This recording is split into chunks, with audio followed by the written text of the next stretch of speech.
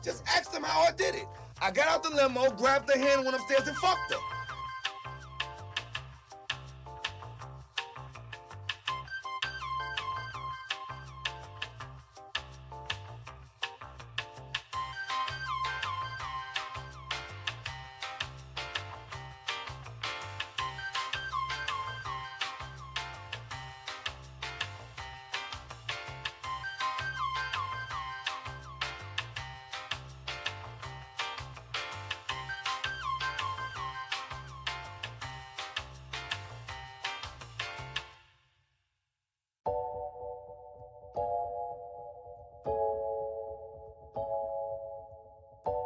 I would have been swallowed up. Have you ever been swallowed up?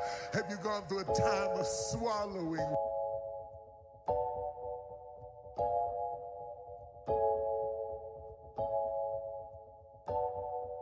I like when you like this, Daddy. Huh? Daddy, I like when you scrambling and scraping for shit. No, I like that.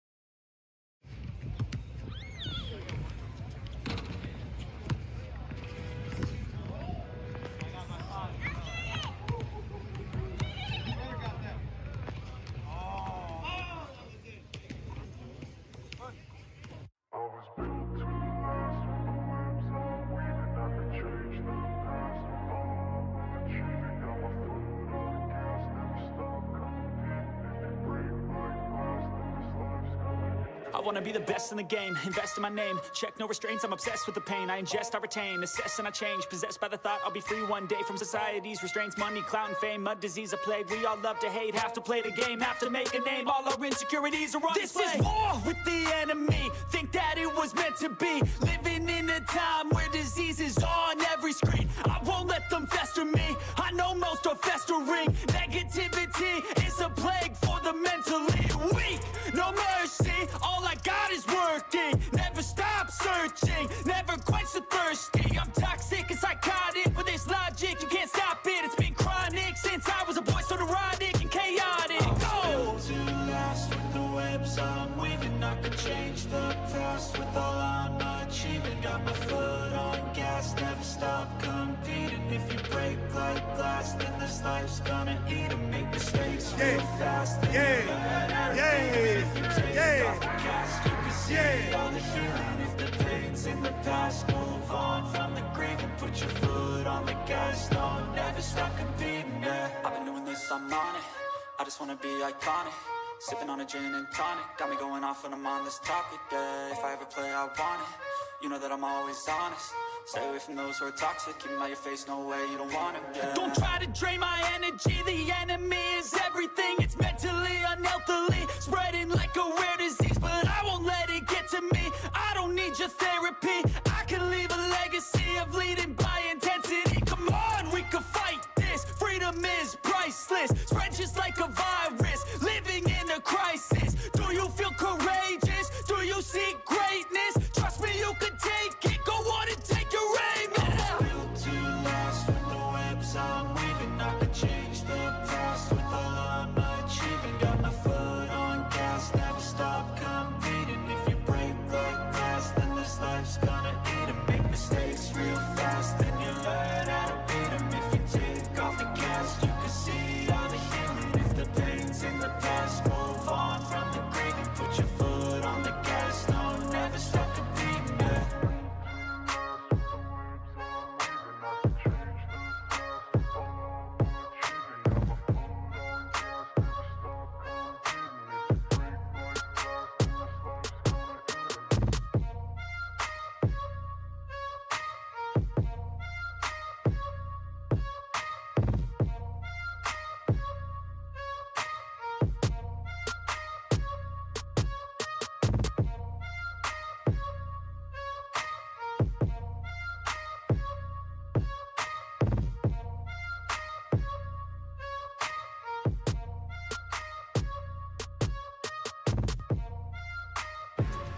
All right, fellas. Now, your first job every morning would be to sweep this walkway.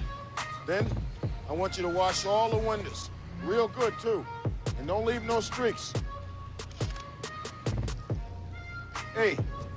Hey. What are you doing? Get the hell out of here before I bust that camera! Look, me and the McDonald's people, got this little misunderstanding. See, they're McDonald's. I'm McDowell's. They got the golden arches. Mine is the golden arcs. Now, see, they got the Big Mac. I got the Big Mick. We both got 2 all-beef patties, special sauce, lettuce, cheese, pickles, and onions. But they use a sesame seed bun. My buns have no seeds. I'm losing my motherfucking mind, man. I got it. Now, you gotta mop the food prep area twice a day. You know how to mop. Oh, yes, of course. All right.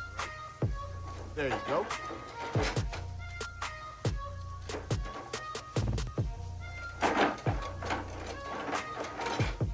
I'm losing my motherfucking mind, man.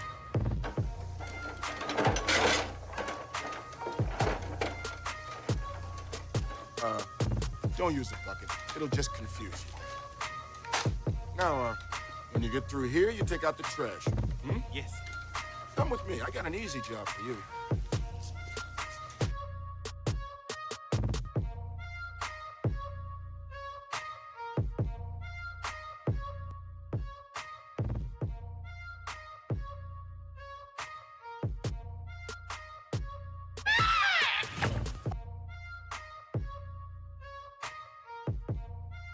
Late night crew. What the fuck is going on? 300 of these motherfucking things, nigga. What? 300 of them things, and this was a great day to get such news. They be mad because we legit. This is what really be pissing them off, is this type of shit. They be mad because we legit.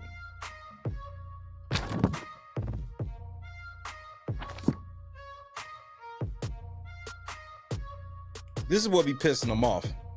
This is what makes them mad. On episode number 300, got a little bit of paperwork from the copyright office today, nigga. I know I'm supposed to sell drugs and beat on bitches and hoes and all of that stuff that us black men do, but I don't really got time for that shit.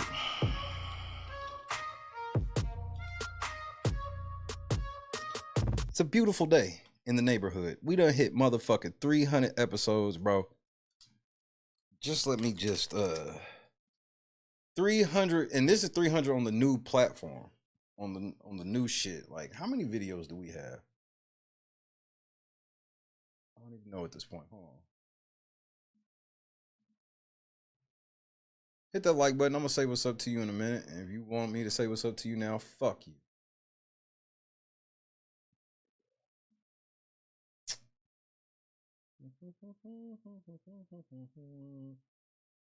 So we at almost 3,400 videos.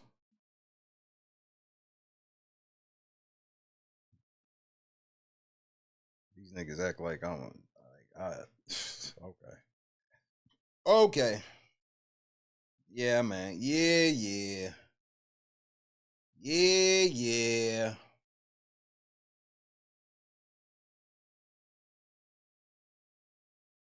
I just need 2 songs to celebrate 300.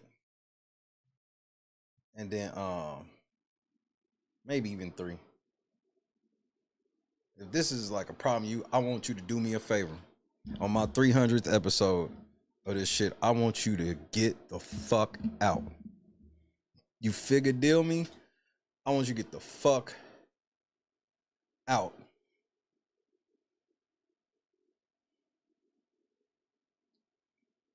I feel good tonight.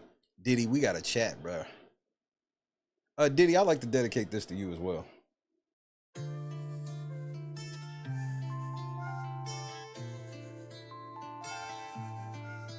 These niggas so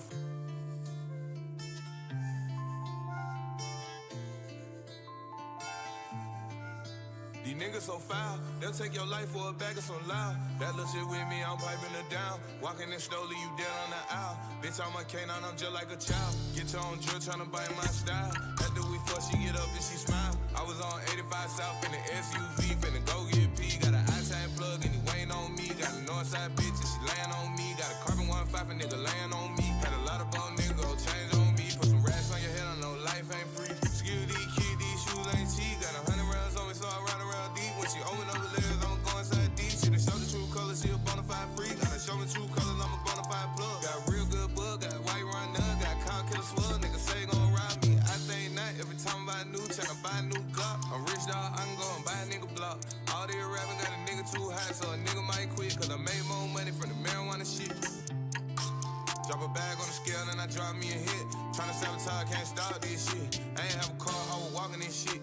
Now these thighs be stalking this shit. All these blues, I'ma pocket this shit. When you shootin' at 'em, make sure you don't miss. Got 2 A-mess with made up names. I'ma go swipe with 'em for a bust down chain. Got a bad little baby and she rockin' French braids. Why we never see you? Cause I don't like fame. She been riding all night, so I know that she draining. These hundreds on me blue, nigga, just like the flame. Growing up, all a nigga went through with pain. Jumped out the balcony with 12 can of raid. Balenciaga triple S, all white base. Summer whole county, I ain't talking about a date. Every year, nigga, music get better with age. I ain't got a dick ride, I'ma ride my own way. These niggas so foul, they'll take your life for a bag of some loud. That little shit with me, I'm piping her down. Walking in slowly, you dead on the aisle. Bitch, I'm a canine, I'm just like a child. Get your own drill, tryna bite my style. After we fuck, she get up and she smile. I was on 85 South in the SUV, finna go get P. Got an iTime plug and he waiting on me. Got a Northside bitch and she laying on me. Got a carbon 1.5 a nigga laying on me. Had a lot of bone nigga go change on me. Put some racks on your head, I know life ain't free.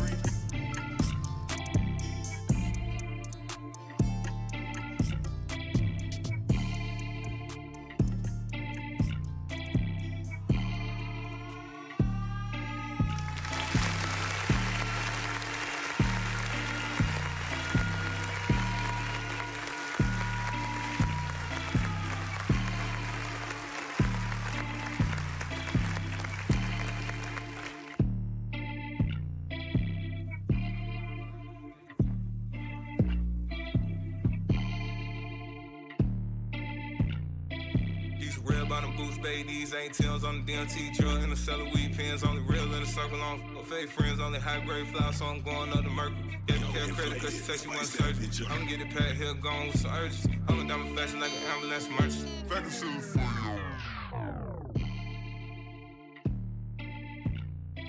These real bottom boots, baby, these ain't Tim's on the DMT drug in the cellar, weed pens, only real in the circle on fake friends, only high grade flowers, so I'm going up to Mercury. Gave me care credit cause she said she want surgery. I'ma get it packed here, gone with some urgency. I'm a diamond fashion like an ambulance emergency. If I can seal it for you, I'ma show a little courtesy. I just love friends, I got overseas currency. I'ma have she love me, they regret that we broke up. 2 Latina bitches with me getting cold up. Plug got a nigga way down with your hold up. When the shit done dry, I'm about to hold ya. They know I'm growing endo, you can tell from the light bill. I'ma start a pandemic just like Chinese. Counting up while I'm watching Netflix, strength thing. Niggas ain't ballin', they can never ever make team. Nigga, this is out of weed, I don't do nicotine. Pretty bitch round with me, she got high self-esteem. Presidential broke nigga, bust down Jubilee. Bought a trap car just to get from point A to B. Even when I was a child, nigga couldn't play with me. Told my old lady, nigga, touch it, I'm cute as that. Got a blue check, I ain't talking about Instagram. Had to buy a Euro cut suit, I'm a busy man. I ain't got time for the gossip, I'm a busy man. I don't do the Gucci, nigga, I don't do the dapper down. I'm just trying to mail it back alive to my bigger fan. I can let shit slide, I can be the bigger man. I ain't talking college, but my shoe cost a couple bands. G&G, I'm low, 600 in my belt.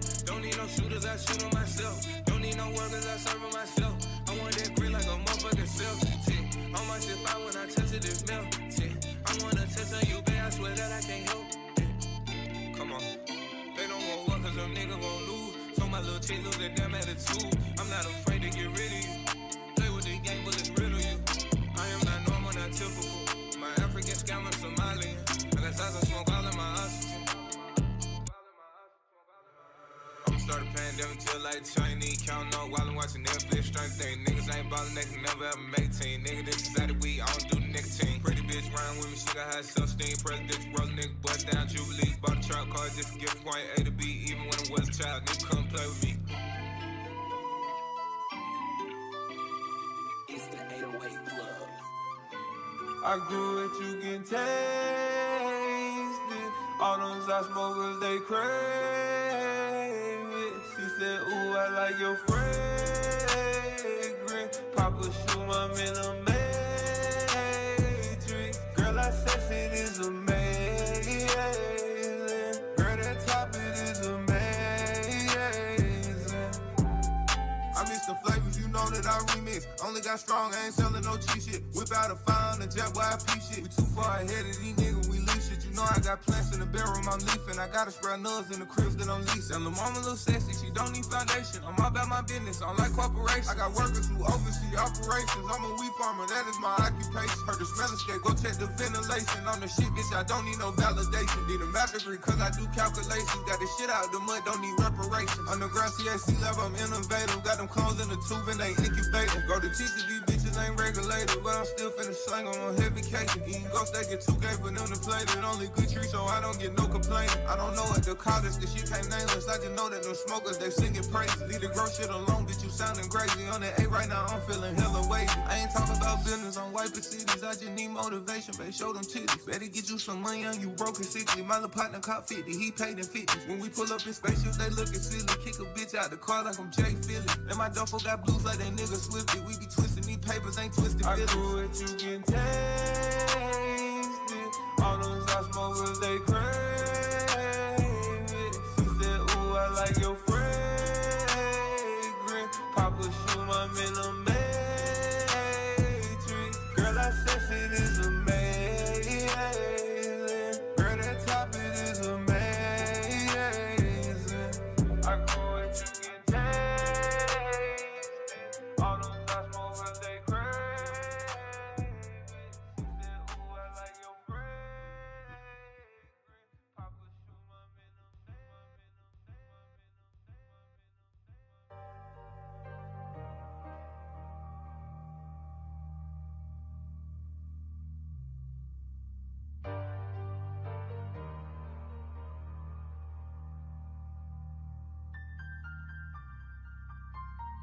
Yeah, don't need a watch to tell you what the time is. She the definition of what fine is. I'm the definition of what the grind is. I heard you lost, nigga, I hope you find it. They see my jury and they got blinded. I told some labels I gotta decline her. She bent it over, so I jumped behind it. I took a loss and they know you some crying. He played with me and everybody dying. Rip up a contract, I ain't gotta sign it. I'm out of Cali, Jesse Kobe Bryant. Come be my secret, baby, keep it quiet. My niggas shoot it like they from Iran. We rockin' scars like we from Pakistan. I was I never ever bite a hand in future. Never ever let a bro nigga leave. My baby mama telling me the fame getting to your head. Fuck that shit, I been trapping all my life. I'm thankful I ain't in the feds. You see my brothers, we breaking bread. He go against us off with his head. She wanna back it up on the real. She wanna shake that ass for a real. That nigga take trash, I don't feel him. I back him up, then I vacuum seal him. Bitches be telling me I'm their favorite rapper. Street niggas tell me I'm their favorite trapper. Fucked up with bro cause I was on the road. Now my trap how conflicted with the shows. Who that on swiping niggas made it high. I done hit every ATM they got. I turned my condo into a dispensary. Clientele steady hitting me. Little bitches blowing up my line, they tryna keep the touch, they tryna come visit me. I remember it so vividly, on the Greyhound with 100 piece. Yeah, I'm just so lucky they ain't bring the dogs out, hit 100 G's in the doghouse. Yeah, my neighbors bitches, they know I'm a plug. It's time to move, cause they talking too much. I'm trying to keep this shit very discreet. Can't have my business all over the streets. Play with me, I'll leave you dead in the street. Yeah. Don't need a watch to tell you what the time is. She the definition of what fine is. I'm the definition of what the grind is. I heard you lost, nigga, I hope you find it. They see my jury and they got blinded. I told some labels I gotta decline her. She bent it over, so I jumped behind it. I took a loss and they know you some crying. He played with me and everybody dying. Rip up a contract, I ain't gotta sign it. I'm out of Cali, Jesse Kobe Bryant. Come be my secret, baby, keep it quiet. My niggas shoot it like they from Iran. We rockin' scars like we from Pakistan. I never ever bite the hand and feed you. Never ever let a bro nigga lead you. I'm the type to smoke a blunt with my people. I done seen the money turn niggas evil. I done seen the money change people.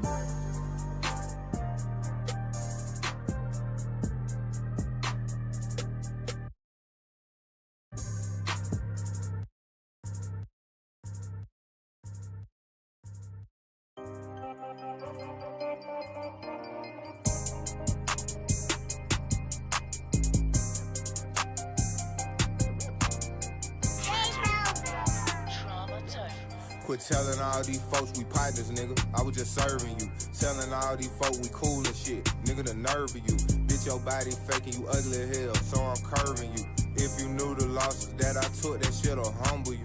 Baby girl, quit bugging me. She say she like the thugging me.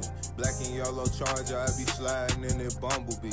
He not really street, I can tell he just the wannabe. Can't lay up with no freak, boy, I'm everywhere the money be. Grizzly Bell, I come take your shit and you won't do nothing about it. Then go dump this shit and count the rats inside the stolen Audi. I spent 40K just to shop, this a Louis outing. Walking around the bay with the Glock, fuck you won't do about it. Nigga played you for them bags and you just charge it to the game. It ain't hard to see, I knew your pussy ass was super lame. Pull up to the bank, we'll drop some funds to cop another tenant. I just hit up Chase and told them niggas to increase my limit. On the hunt, smoking nicotine, trying to find the lick. If you don't deserve that pistol, then my youngin' gon' come take your blick. Come get these bags, they gotta get sold. We in the spot, nigga, we in that mode. Pushing the demon on lose control. Fashion, I just be copping their clothes. Smash, I just be wiping their nose. Good I got the spot beam. Big boss got a team in. Good drink got me kick snap. Star player, not the 6 man. We getting that money, it's clear. I see why walking through clear. All of my diamonds is clear. Windows be tinted, not clear. That nigga pussy is clear. I have emotion, it's clear. I grow this shit and it's clear. I'm having bitches, it's clear. I'm having foreigns, it's clear. I have emotion, it's clear. That nigga pussy is clear. Quit telling all these folks we partners, nigga. I was just serving you. Telling all these folks we cool and shit. Nigga, the nerve of you. Bitch, your body faking, you ugly as hell, so I'm curving you. If you knew the losses that I took, that shit'll humble you. Baby girl, quit bugging me. She say she like the thugging me. Black and yellow charger, I be sliding in that bumblebee. He not really street, I can tell he just the wannabe. Can't lay up with no freak. Boy, I'm everywhere the money, where the money, where the money, where the money, where the money, where the money.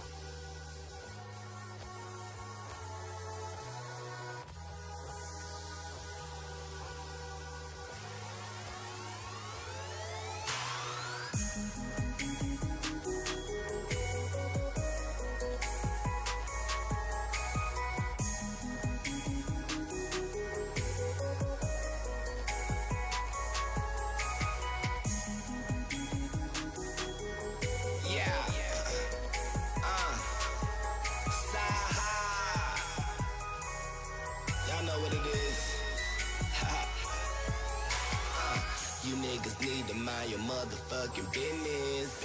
And I'm talking to whoever felt offended. I said it with a candy cane in my mouth.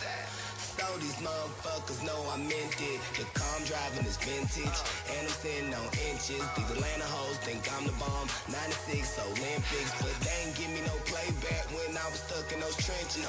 Now they on my Twitter page, all over my mentions, but I don't pay them no attention. Probably cause I don't trust them. I fuck them good, but I don't cuff them. I know they hoes, but I don't judge them. These rap niggas is whack to me. I think I'm better than most of them. Only 2 fly niggas in the game, and baby girl, I'm both of them. So you should know that I'm always on my grind 24 hours, cause ain't nothing else to do.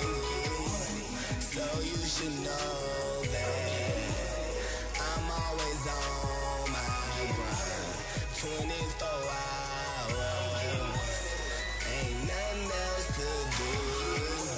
So why you niggas chillin' with your feet up? Me and my niggas out in San Fran's finna re-up.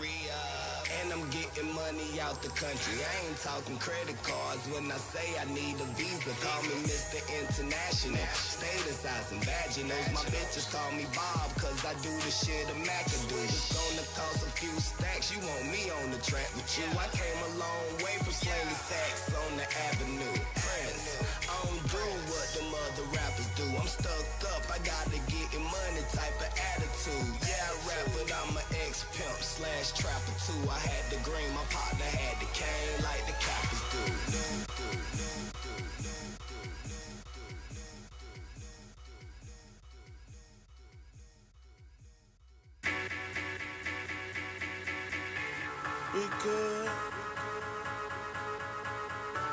we good. Fell. R-A-Q.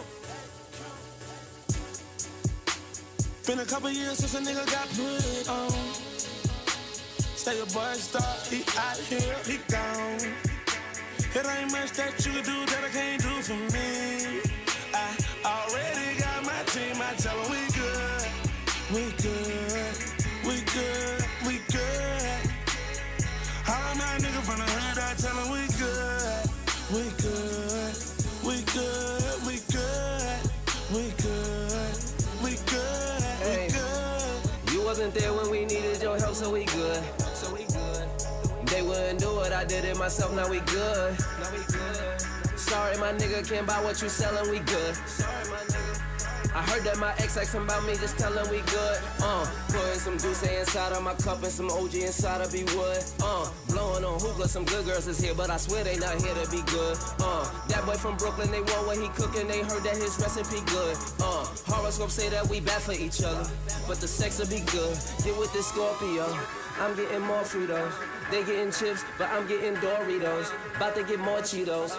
I get you wet, had you bustin' like torpedoes. You came 3 times, you tryna 4-peat though? She said we good nigga, you tryna kill me. I'm tryna make sure you good, do you feel me? Now call that nigga and tell him you good. When he say come over, tell him you would. But see the way that my shit is set up. You in the bed and you cannot get up. Focus on you, homie, get your bread up. Things that get easier, keep your head up. She with the gang, now she throw the set up. And she fucking me good, and she make the bed up, so we good. We good. Been a couple years since a nigga got put on.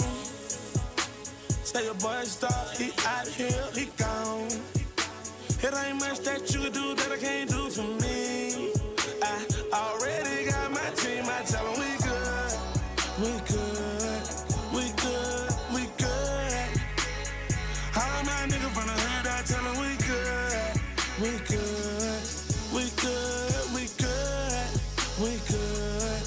We good, we good. We good on you niggas. Don't gotta wish cause we good on you niggas. Back in the day we was good little niggas. Y'all must've thought that we wouldn't get bigger. Y'all must've thought that we wouldn't get money. Shit, we a good 7 figures. Give us a shot and we pulling the trigger. And pull up on niggas like skirts. Pull up with bitches like her. Full of chinchilla the fur. Bulletproof everything, sir. You know them haters, they tryna take shots. They on the bench and they tryna take spots. Them niggas ice cold that you tryna make hot. Them bitches ain't real where you find them, they thoughts. But feeling we good on that face shit. We out here tryna stay far from it. You know about the bottom, we all from it. We in the hood, but you barred from it. Did it my way, not like y'all done it. Then I just wait in the car stomach. I did it flyer while y'all bumming. This shit ain't hard for me. Too many flavors to do on these haters. But do me a favor, don't do me no favors. We good, we good. Been a couple years since a nigga got put on. Stay a boy star, he out here, he gone. It ain't much that you can do that I can't do for me. I already got my team, I tell them we good. We good, we good, we good. All my niggas from the hood, I tell them we good. We good, we good, we good, we good, we good, we good. Hey man, you can't tell me God ain't great, bro. You can't tell me God ain't great.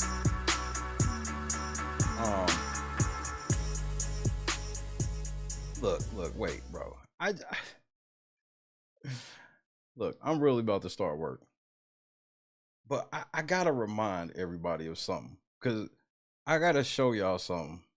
I gotta show y'all a couple things. And you know, obviously I'm probably lying, so that's why you should leave right now. Okay? Just leave right now. It'll be easier for all of us. I just want to, everybody else, I want to remind you of something.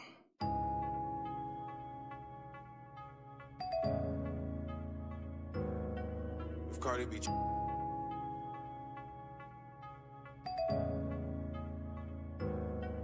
If Cardi beat you.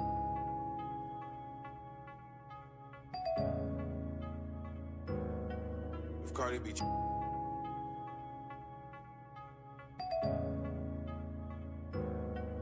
Cardi beat you. But yes, sir.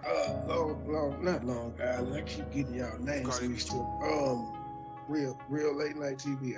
I don't care what you be talking about in your lives. If Cardi B, I don't care. You can continue to watch me or have somebody watch me and do what you do. As I said to you on your community post, nigga, just stop talking about it and do it. You don't have to wait until Monday. You get 5, whatever the fuck you said. You have my permission to do whatever it is that you're going to do now. You don't have to come on your live every day and say what you gonna do, sir. We know you gonna do it. Just do it. God damn. You talk too goddamn much. if Cardi B,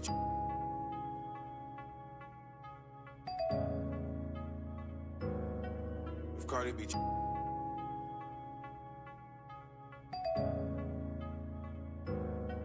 if Cardi B,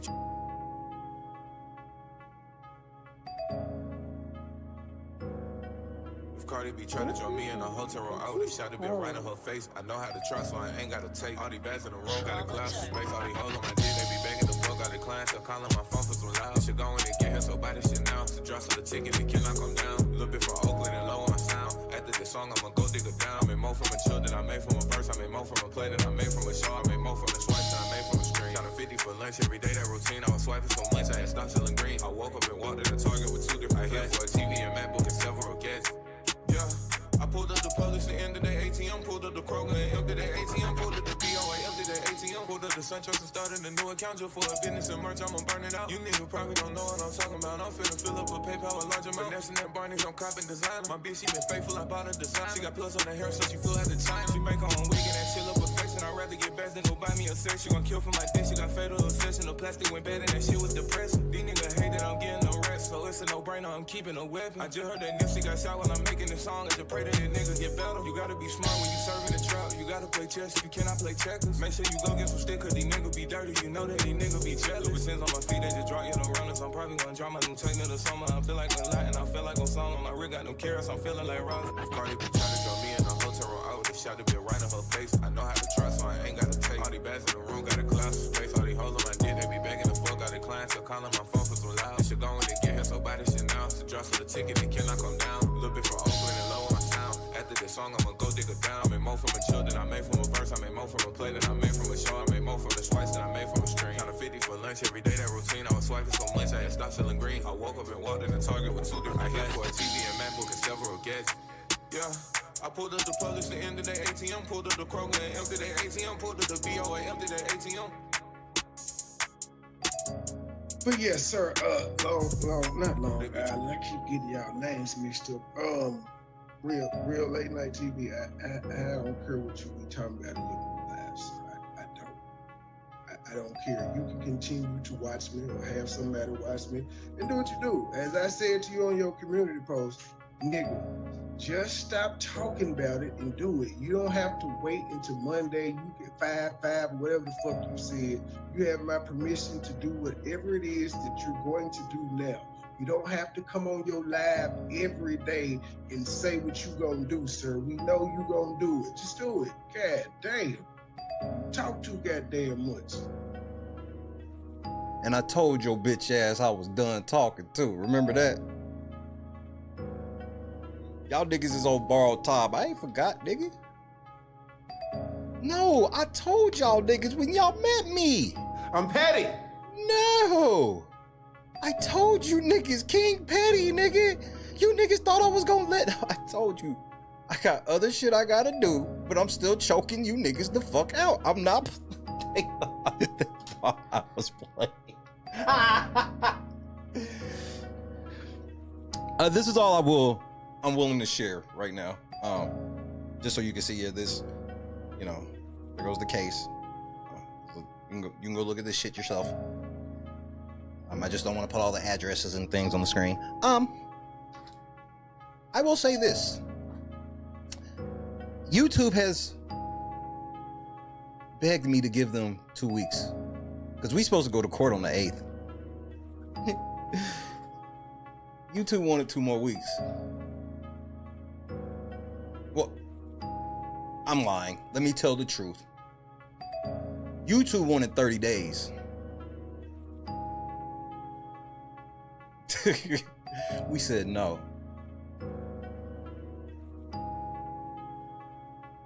We gave him 2 weeks instead. Oh, and they agreed.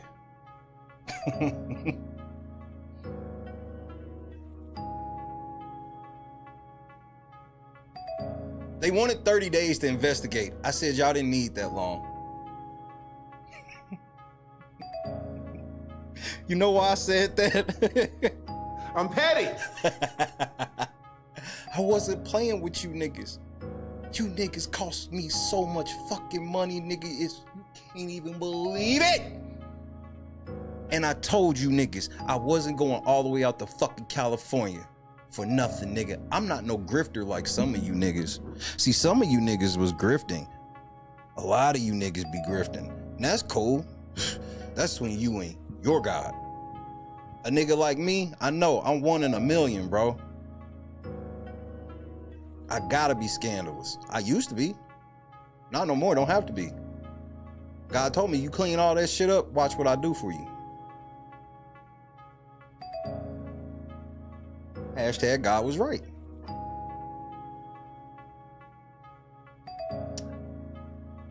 I know y'all didn't expect a nigga to be this clean. I know y'all didn't expect a nigga to be this petty. But here we are.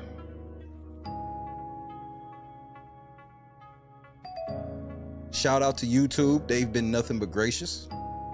And I would like to put that on the record.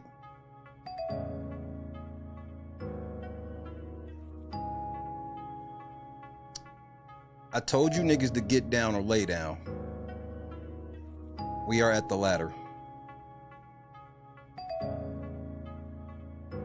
This is my final warning to you niggas. You better download every video you've ever made. And who am I talking to? You motherfuckers know exactly who I'm talking to, nigga. Play dumb if you want. All of you channels, play dumb if you want. Play fucking dumb if you want. You better download all of your shit off this fucking platform if you want it. This is me doing a solid. I could have just sat on this shit. Cause you niggas think I'm a liar anyway. So I could have just sat on this shit. But this is me trying to help your hoe ass niggas out. You better go download all of your shit off of this platform. Cause one of these days you gonna wake up.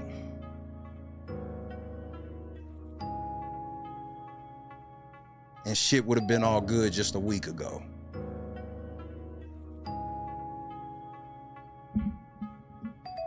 So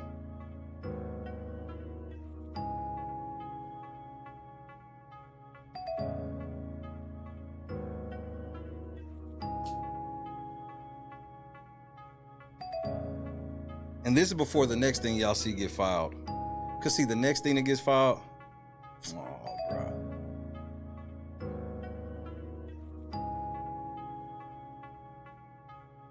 I would tell you what me and YouTube talked about, but it's none of your fucking business. Why you niggas care now? You niggas care now? Oh, too bad. Cause you wasn't there when I needed your help, so fuck you. R.I.P. Rich homie.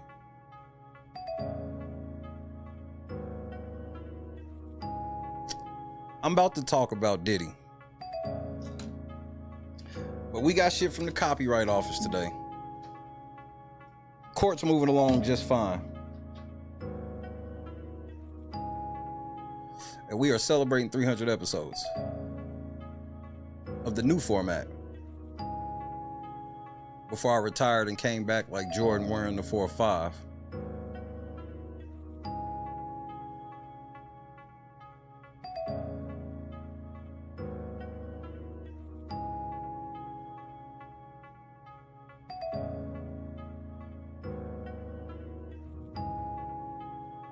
I'm a little smarter than I look.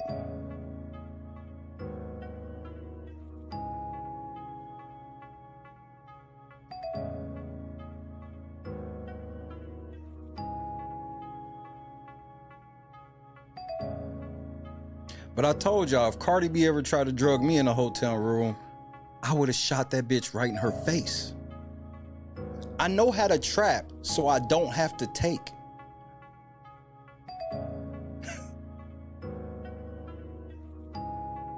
Y'all niggas think this, y'all been thinking shit's over. I told you this shit ain't over till I say it's over, bitch.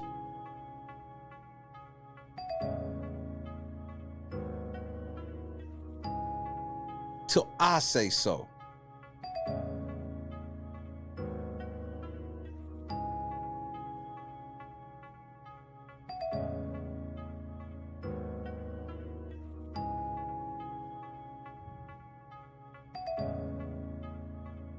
Y'all niggas thought this shit was a fucking game.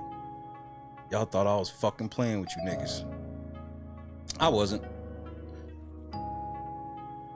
But now I shall get to work. I wasn't playing with you niggas. I just wasn't.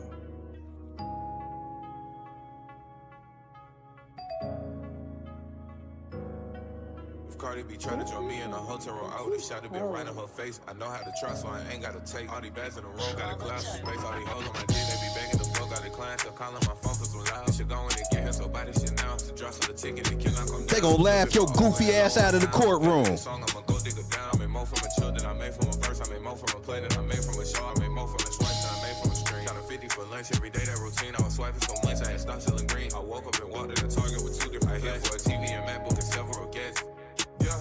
I pulled up the Publix and ended the ATM, pulled up the Kroger and emptied the ATM, pulled up the BOA, emptied the ATM, pulled up the SunTrust and started a new account just for a business and merch, I'ma burn it out. You niggas probably don't know what I'm talking about. I'm finna fill up a PayPal with large amount. Finessing that Barney's, I'm copping designer. My bitch, she been faithful, I bought her design. She got plus on her hair, so she flew out the China. She make her own wig and that shit up her face, and I'd rather get back than go buy me a sex. She gon' kill for my dick, she got fatal obsession. The plastic went bad and that shit was depressing. These niggas hate that I'm getting no rest, so it's a no-brainer, I'm keeping a weapon. I just heard that Nipsey got shot while I'm making this song. I just pray that niggas get better. You gotta be smart when you serving the trap. You gotta play chess if you cannot play checkers. Make sure you go get some stick, cause these niggas be dirty. You know that these niggas be jealous. Lubricants on my feet, they just draw you the runners. I'm probably gonna draw my new take me to summer. I feel like a lot and I feel like I'm song. On my rig got no carrots, I'm feeling like Rollins. If Cardi B try to draw me in a hotel room, I would've shot to be right in her face. I know how to trust, so I ain't gotta take all these bags in the room, got a class of space. All these hoes on my dick, they be begging the fuck out of clients. So calling my phone cause I'm loud. They should go in and get here, so buy this shit now. To drop for the ticket, it cannot come down. A little bit from Oakland and low on my sound. After this song, I'ma go dig it down. I made more from a children, I made from a verse. I made more from a play than I made from a show. I made more from the swipes than I made from a stream. Counting 50 for lunch every day, that routine. I was swiping so much, I had stopped selling green. I woke up and walked in a Target with 2 different hits. For a TV and MacBook and several gadgets. Yeah. I pulled up the Publix and ended the ATM, pulled up the Kroger and emptied the ATM, pulled up the BOA, emptied the ATM.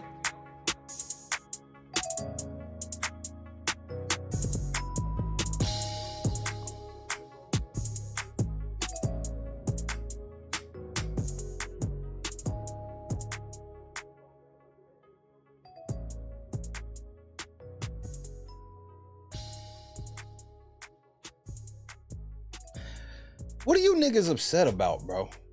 Fuck you mad at me for? What did I do? Look, I'm just a nigga sitting here trying to celebrate 300. You know what I mean? And then here's my favorite part. Here's my favorite part. My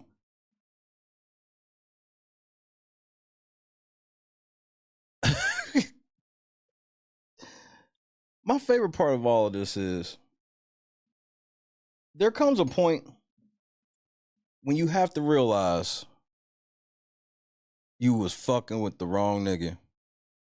It has to come to that point for some of y'all. Some of you niggas is just gonna crash out to the end, and man, that's all cool and dandy. I am in such a happy space today. I'm so proud of the Real Late Night crew. I am so next level proud of the Real Late Night crew. It's so much an understatement. Patience is of a virtue. I've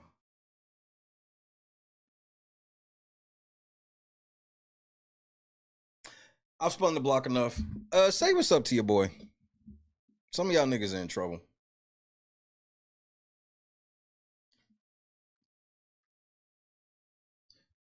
I'm at peace right now. Because I know what's about to happen. I mean, I literally know because I'm in discussion.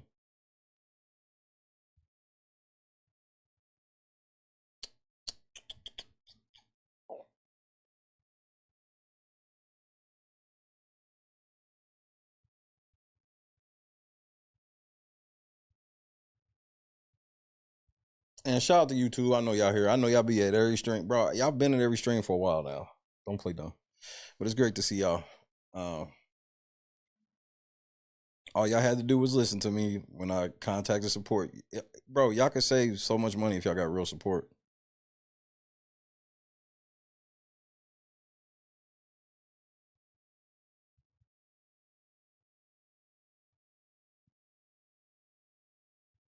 Scott Johnson, Janice, Bob, KS Dub, Boston, what up, champ, Chadrick. 300 of them things. David, Jackie, shout out to my people up north.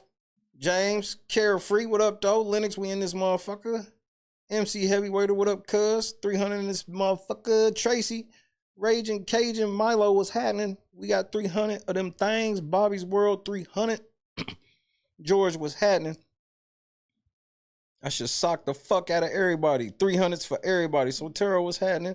Big, Steven, Jerry, Cynthia, David, yeah, Ty, we out here. Joy, what up? Jay, Von, Barksdale, 300. We need the replay gang. Y'all better get us to 300 likes. Y'all ain't, because we are not in 300 like territory right now. What kind of territory we in? Like 200? Oh, nigga, just if you're here, hit the like button. And if you a hater, fuck you. Step to the stage with your bitch ass. JC, what's happening? Dante, appreciate it, cuz.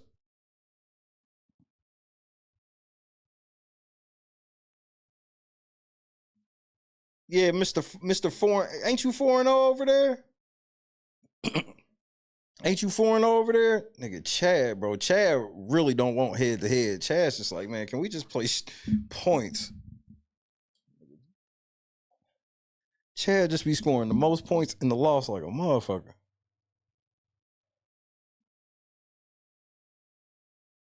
But I think Cub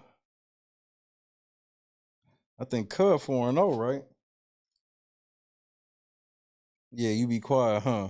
I be trying to be quiet, but then this nigga Allen, Allen finds a way to talk shit at 2-2. Only Allen, bro. Only Allen can find a way at 2-2 to try to talk shit.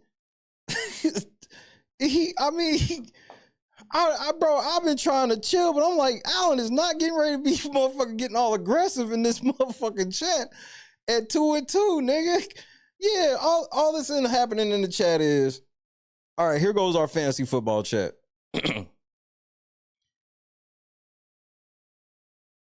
Allen living on the waivers. Allen has signed 45 niggas in 4 weeks already. I don't even have to look at the waiver order to know he's at the bottom. He's probably going back there tomorrow. That's number one. Then you're going to have Chad try to trade Patrick Mahomes. And then you'll get the occasional gift. But it's mainly Allen making waiver moves and Chad trying to trade Patrick Mahomes, who loses value every fucking game. I low-key wouldn't even trade you Brandon Aubrey for this nigga. Man, Allen has to be near the bottom. Let me see what the waiver order is right now. I just been sitting back laughing at y'all niggas on waivers, man. Y'all niggas just outrageous.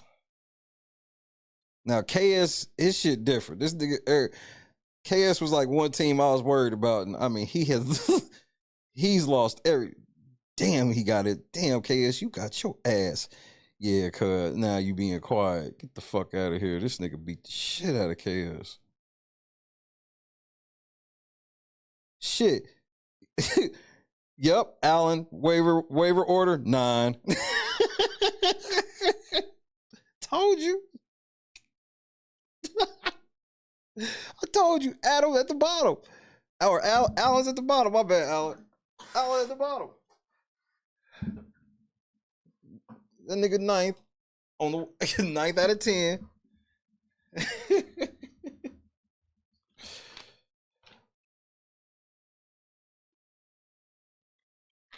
See, I'm gonna start doing petty shit to the waivers, like legal shit. I'll start baseballing you niggas. You know, baseball is the game of doing legal shit right up against the rules to annoy the shit out of your competitor.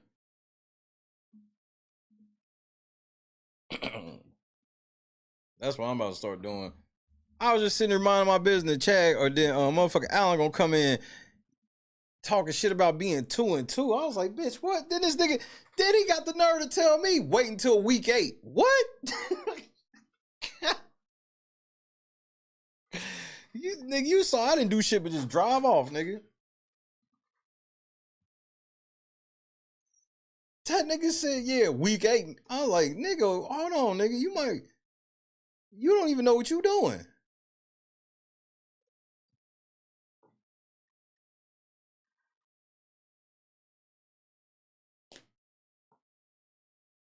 Hold on, who do I play this week? Do I play you this week?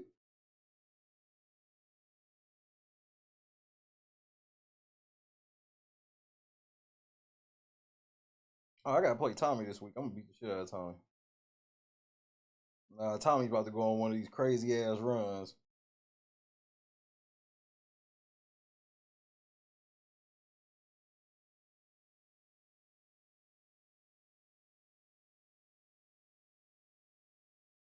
I'm about to pull a rabbit out of the hat. I'm about to show y'all something this week. Cause I know some people looking at my roster like, damn, Shay, how you gonna win this week? Watch. I told y'all need to be learning, and y'all not doing a good job learning. I'm gonna be honest. That nigga Allen is so aggressive on them waivers. He went and got Juwan Jennings, and I was like, nigga, everybody's coming back next week. I was like, you should have played him on FanDuel. That was it. Like, everybody that went and got Juwan Jennings, I laughed at. Like, this nigga, like, everybody's coming back. Everybody.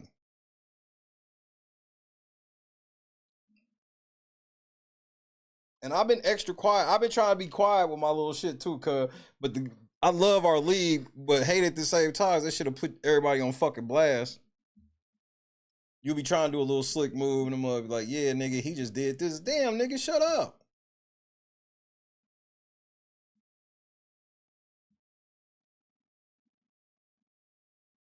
All right, I've wasted an hour celebrating my 300. I guess it's time to talk about this bitch ass nigga.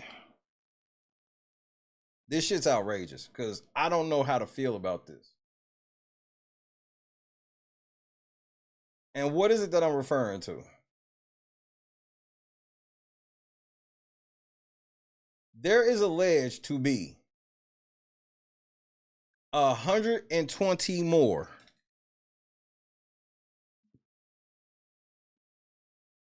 victims of Diddy.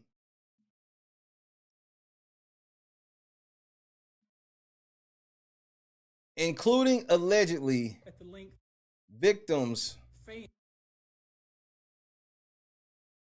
as young as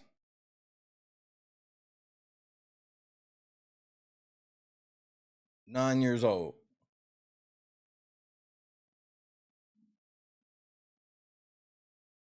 You heard that correct. Now, where is this coming from? That's what we got to figure out together. What the fuck is a Tony Busby?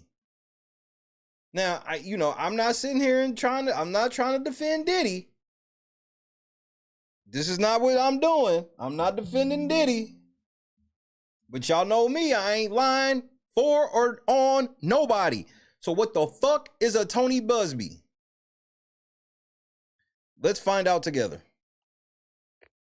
Tactical nuke incoming! Hit that like button. Hit the PayPal for our $20 goal. Celebrating 300 episodes.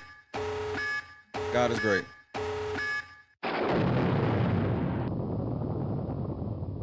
the length fans will go, no matter the evidence to the contrary, to defend celebrities they love. I mean, there's a reason for this. Okay, let's stop right here. This nigga sitting up here looking like Saul motherfucking Goodman, nigga, in real time. Where the fuck is Kendra?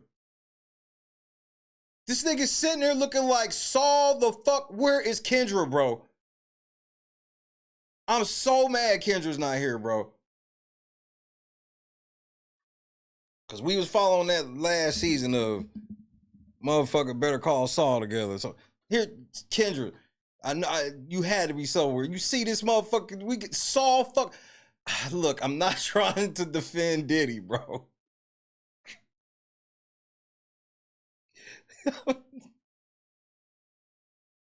He got the phone number and his name and shit, big bold ass letters.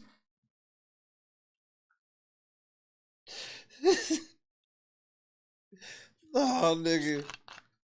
No. No. Wait. Time the fuck out.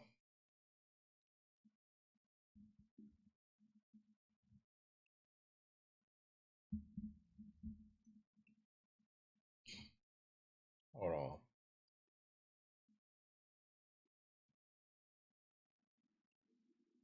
Oh, jeez.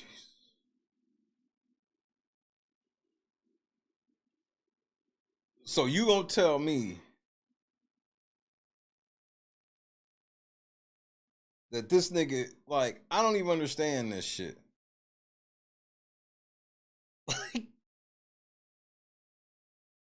I want to believe that Diddy did this shit, but they can't have Saul Goodman. Okay. Now, this ain't the same thing. This feels like the same shit to me.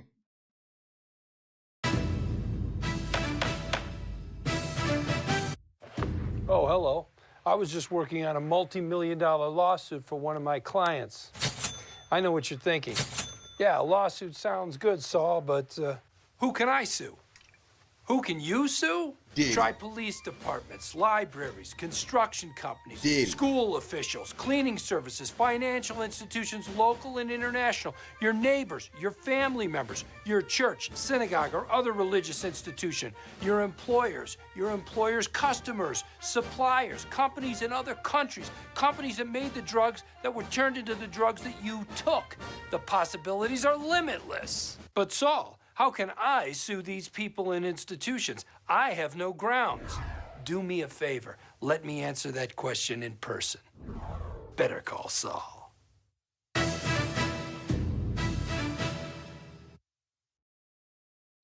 How is this not the same thing?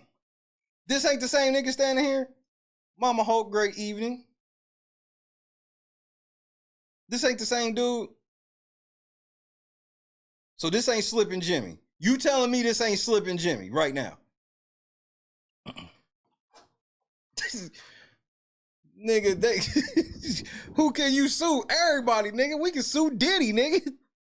The possibilities are limitless. He told you already. We suing Diddy, nigga.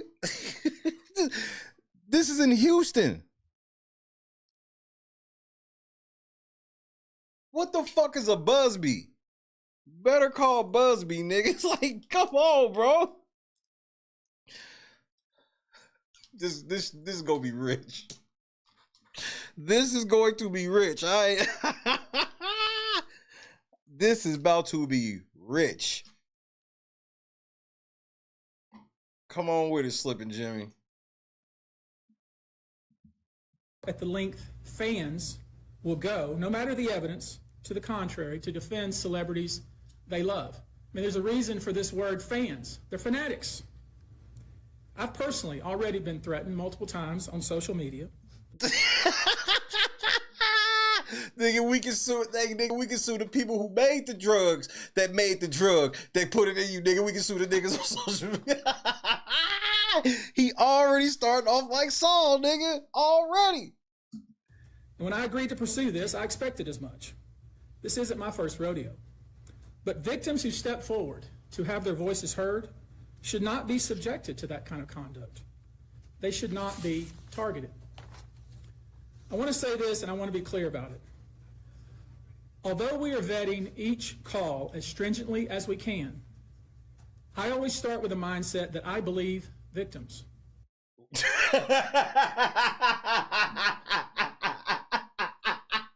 Well, this whole motherfucking thing lost credibility instantly, nigga. He went full Saul Goodman, opening statement, nigga. I believe victims. Yeah, I hear you. Trey Danny was hiding.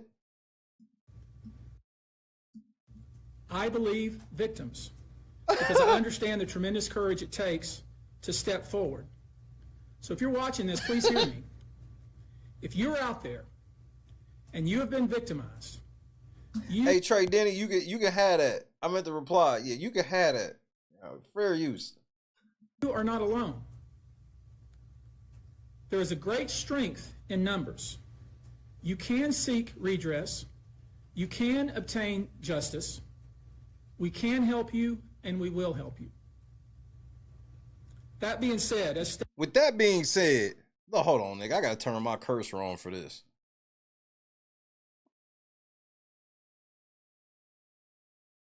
This has to be a man unit, nigga. Oh no! Oh no! Yeah, I'm disappointed in that motherfucking hairpiece as well. We are vetting every call that we receive. We've had to turn away some. For each, we ask for corroboration. For each, we ask for the identity of witnesses. We also have collected pictures, videos, texts. We check venues, we check dates. We want to corroborate that the claims being made have legitimacy and merit. Okay. We have on staff now a former detective from the Major Offenders Unit of Houston Police Department who's helping us vet each claim. Okay. We're using our common sense. We're being... Is this camera on me? Yes, it's on. That's stupid. Use your common sense. Stringent because, as I said, these are not easy cases. They're very tough. The process is hard, and in some cases, the process is very lengthy. These cases are hard to prove. Many times, it's the victim's word against the alleged perpetrator. Each of these victims will no doubt be publicly attacked by the alleged perpetrators, and in some cases, the general public. The feckless and cowardly keyboard warriors love to attack. We know what we're up against. Can you explain a keyboard warrior exactly first? And here's why I want it on record. Because I need to know a definition of what that is before we get to a point where I don't agree with the fucking shit you on, do the facts, and then you use that to call me, to gaslight me into being a keyboard warrior. So can we get the definition of a keyboard warrior now? I mean, because we may not ever have to cross this bridge, you know what I mean? But I'd like to, get an understanding on it before, we do. Man, unit, toupee, potato. We did not enter this fray blindly. I wish it was my last such fray. I wish this type of behavior wasn't so pervasive. But it is what it is, so we will press on. As I said, our law firms have been retained by 120 individuals at this point to pursue cases in civil court against Sean Diddy Combs. You should know, in this group, it is evenly divided between males and females. There are 60 males and 60 females who have joined us to pursue these claims as plaintiffs. In this group, 62% identify as African American, 30% are white, and the remainder are Hispanic or Asian. The victims are from more than 25 states. The majority are from California, New York, Georgia, and Florida. I don't want to focus on the ages of these victims. When we talk about the ages of the victims when the conduct occurred, it's shocking. Our youngest victim at the time of the occurrence was 9 years old. We have an individual who was 14 years old. We got multiple 14-year-olds. I was able to prove that to you. What did I say last night? That's what's fucking crazy. That's crazy we went over that last night because that was just something that just kind of popped in my head. I was able to prove to y'all that there was people signed to, and this is just Bad Boy. I guarantee we go check other record labels, the same shit. So How does a parent let that shit happen? Well, you want your kid to be famous, they take your kid to be famous. You get your kid back and find out they was doing fuck shit to him. Everybody don't turn into an Usher success story, a Justin Bieber. There were some motherfuckers that got fucked with and nothing ever happened for them. Fucking disgusting. Years old. We have one who was 15. 25 of the 120 individuals who are... Nah, yeah, this is one of these type of videos. Hold on, let me, I gotta get some corn nuts or something, bro. Can't do it. Won't do it. Hit the like button, man. 300.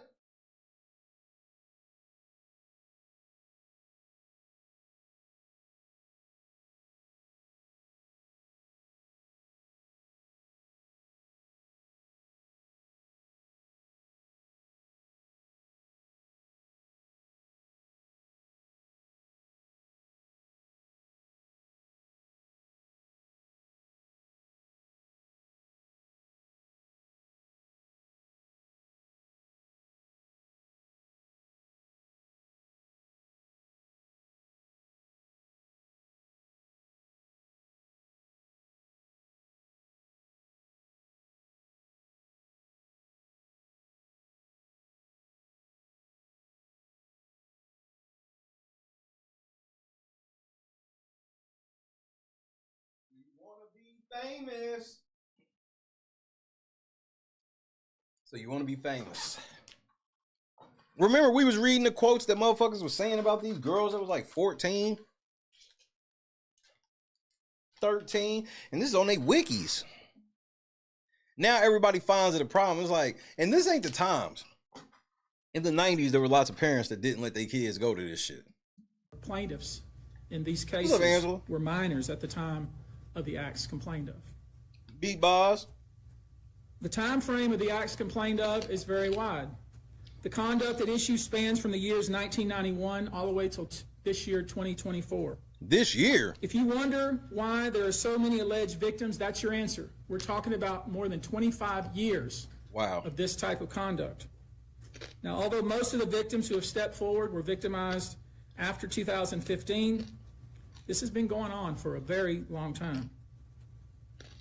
Now, when you think about the fact that some of this conduct occurred 25 years ago, and you wonder why would it take somebody so long to step forward, I want to remind you that many states in the United States have recognized that. This one is a weird one, though, because it's a catch-22. On one hand, you got to watch out for some people trying to get at Diddy, because it's Diddy. But at the same time, a nigga didn't come out because it's Diddy, nigga. They heard other people's stories come out and nothing happened to Diddy. They saw a video of Diddy beat the shit out of people. It's very difficult for a victim to step forward and to make these types of allegations. Oh, shit. What just happened? Scott with the 20 banger. Celebrating 300. Damn, what's up, Scott? We right here. Late night crew. I don't know how we did it, bro. Outside of the Lord. And all of y'all, bro. I'm just the vessel. Saul Busby. Very terrible has happened to them. I'll use New York, the state of New York, as an example. The state of New York has specific statutes in place that revive claims that are even claims that would typically be not able to be brought, that it revives such claims and they can be brought even 25 to 30 years later. Because there's a recognition there in New York and California and other states that it's very difficult for a victim to come forward. And I would respectfully suggest the only reason many of these people are coming forward because they see other victims coming forward. Oh shit, I missed that shit. Shout out to Janice and Bob as well. Why is there only one of them up here? Something wrong with my alerts.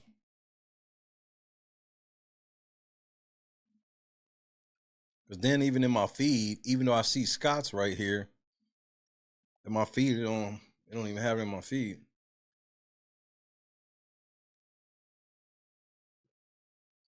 So I just missed it. My bad. But thank you for saying that, because now I realize that something's wrong with my alerts. I was wondering why I didn't really even see that, but I was looking away when that 20 piece happened. But like, it should be in my mini feed, both of them, because my mini feed be like, I can see shit from a week ago. I can see shit. Damn, I can see shit from 2 years ago.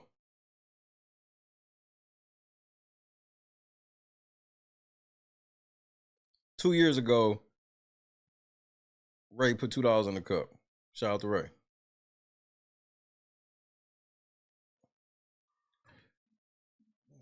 Damn it, bro, this damn app be pissing me off when stuff like that just be stopped working. There was like a 4 or 5 month period where the chat just stopped working on the screen. And it gives them some comfort that, hey, I won't be the only one. Donis, what's happening? And I expect more victims will come forward. You know, there's an old saying that says, thank you, Donis. Gene Deal. You ain't see none of these kids ever. Ever. Speed, but truth has endurance. The acts complained of. Hey, lifer, cuz. Lifer. In these cases that we're going to file occurred primarily in New York, either Manhattan or the Hamptons, or occurred in California, primarily in Los Angeles, or in Florida, primarily in Miami. Most of these events and incidents occurred at parties, typically after parties, or album release parties, New Year's Eve parties, 4th of July parties, something they called a puppy party, all white. Oh, what? I need a ruling. Hold on, nigga. Hold the fuck on, nigga.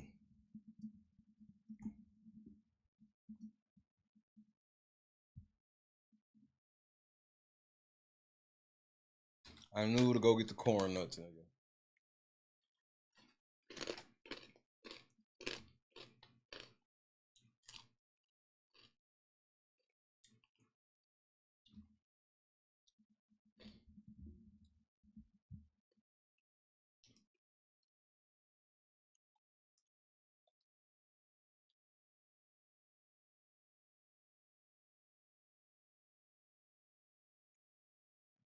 I'm scared to find out what a fucking puppy party is, nigga.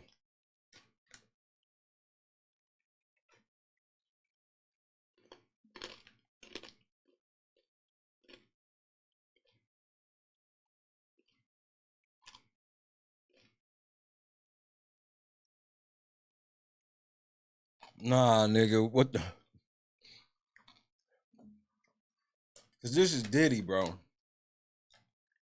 What the? Oh my God, bro. Party, although several of these events occurred at auditions. Many times, especially young people wanting to break into the industry, were coerced into this type of conduct in the promise of being made a star, or in the promise of having Sean Combs listen to their tape, or even let them read for Sean Combs. You should know that some of this behavior occurred at well-known venues in New York City. Some of this behavior occurred at private residences of people that we all know. People that we all know. Some of this behavior occurred at hotels that we're all familiar with. Holiday Inn? You should know that more than 55% of the victims filed reported this conduct to either the authorities, that is the police, or to hospitals. We're in the process of collecting with our team assistants, medical records, reports that were made to the authorities, and I've already said that some of the individuals in this group did in fact talk to the FBI. You should know that several of the individuals, and when I say several, I mean many, who did in fact seek medical treatment were drug tested, and drugs were found in their system, weird drugs that you probably never heard of. No, I don't think Diddy fuck with Holiday Inn Express. I think if you fucking for 3 days, that's literally the definition of not express. One in particular that continues to pop up is a drug called xylazine, or trank, which, based on our research, is known as a horse tranquilizer. Nah, no. Nah, nigga. You was tranking hoes? Nah, we not.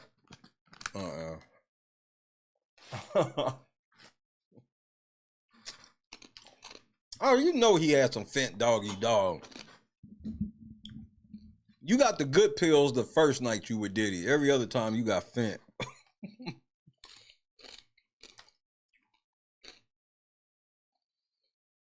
Diddy's out here tranking bitches, allegedly.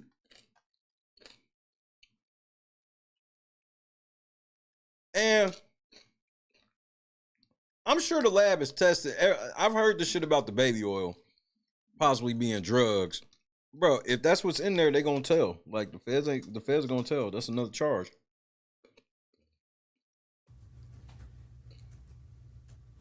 Now, there's been a lot of reports that we're filing a class action. This is not a class action.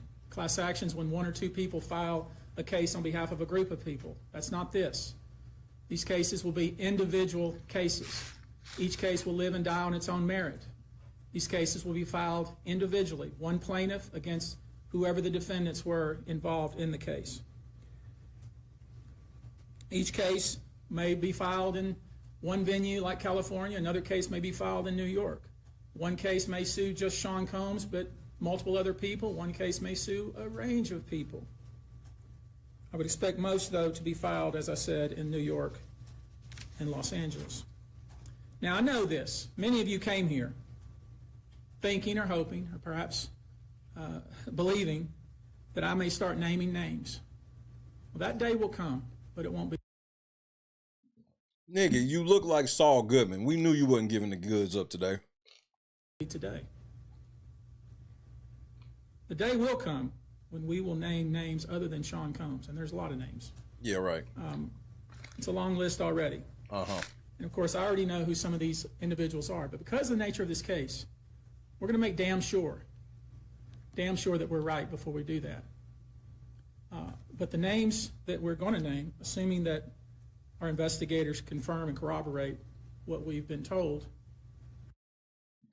So none of it's legit yet. Go on.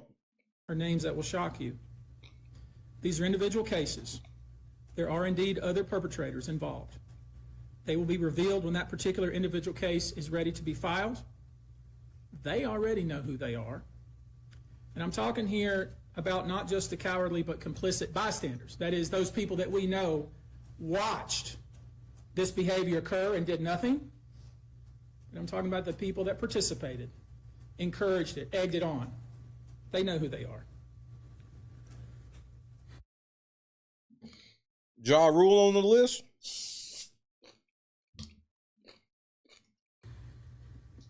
I call them the facilitators of foul play, willing participants in vile conduct. As we identify them, each will be part of this case as defendants. These defendants will not only include individuals, but would also include corporate entities who ultimately profited off of this culture and behavior. I'm looking at banks, that's where the bread is at. So, of course. Pharmaceutical companies, hotels. Yeah, Gene Deal, you better be careful. We know that many of these individuals were paid cash. We know that many of these individuals involved, whether they were the ones being assaulted and abused or they're witnessing other people being assaulted and abused and then paid and threatened and told to leave. Typically paid 10 grand in cash and told to leave. And then threatened as they were leaving. So in addition to Sean Combs, you should know the defendants in these cases we're going to file will include anyone, of course, who engaged in the assault or exploitation, anyone who participated in such in any way, anyone who encouraged or facilitated this conduct, anyone who was in the room and watched it happen but made no effort to stop it, any venue or venue owner who was aware of what was going on but failed to stop it. Any individual or entity who knew about the conduct and... So that's Saul Goodman shit. So if these were the people that made the drugs, that went into the drugs that hurt you, we suing them. This is literally the we suing everybody speech. Benefited from it, but did nothing to report it or stop it. And any individual or entity who covered it up or helped cover it up. These people who know who they are should just come forward now. I would imagine, as we speak here, there are a myriad of people who are very nervous. You can't hide skeletons in the closet forever. I would expect there are many people out there right now who are desperately searching their memories as they delete their texts and data. Now, although these are, in fact, individual cases, there is a common theme, an MO, if you will. Typically, the victim is lured into a situation where he or she is given a drink. Typically, that drink, reported by these victims, is apparently laced with something. Once that drink takes effect, the perpetrators perform all kinds of sexual acts on the victims, many times passing him or her around. Wait. Passing him or her around? Meek Mill, did you ever get passed around? People watch and enjoy the show and then leave the victim ashamed, confused, injured, and wondering what happened. When the victim reaches out, he or she is told not to say anything. Sometimes there are threats of physical violence or financial repercussions or bodily harm. The claims we intend to bring will include the following: violent sexual assault or rape, Yikes. Sexual abuse, Yikes. Facilitated sex with a controlled substance, Yikes. False imprisonment, compelling prostitution, sexual misconduct, dissemination of video recordings, false imprisonment, sexual abuse of minors.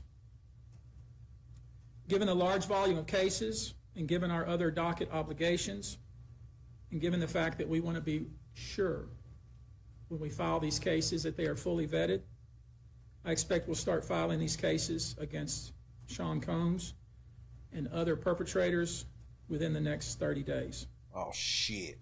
Now, it's rare, sexual abuse, sexual exploitation, this type of activity is pervasive in our society, and it's rare we get a chance where we can really focus on this as a country and really focus on this about how pervasive this is and what we as collectively can do about it. So I thought I'd take this opportunity before I go into some of the individual cases and talk about some of the individual claims being made and so you'll get a sense of what this 120 people group looks like individually. I want to bring forward Carrie Paul. She's a national victim advocate who helps victims who have been victimized by this type of conduct. And she has some important words, and I hope you'll pay close attention. I think it's important that you hear from her. I'm listening. Hello. Hello. Don't lie. I like your hair. About it. I'm Carrie Paul with the National Victim Advocate. It's not easy for any survivor to come forward. Our culture doesn't believe survivors. It blames and questions them. No. You starting off wrong. I don't give a fuck if they are alleged victims. Trust, but verify. We kind of have to, because you can't fuck up with Diddy. Instead of showing support, many choose to enable abusers. The media runs stories asking why it took so long for survivors to come forward. The fact that you won't admit that that's a valid question is where we have a problem. Now, I understand that question bothers you, but you can't pretend that's not a valid question. Instead of asking what barriers exist. We also don't equip law enforcement with the ability to handle sexual assault crimes. Lack of funding translates to lack of training.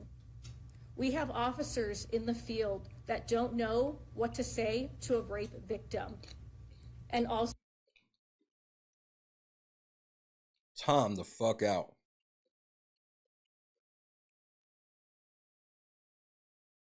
Is this about Diddy or are you soapboxing right now?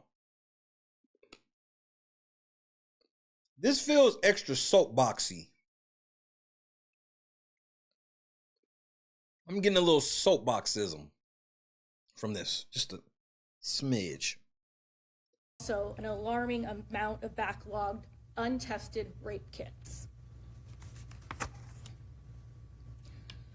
Prosecutors are focused on what they can prove in a case, and if so, how to do that at time of trial.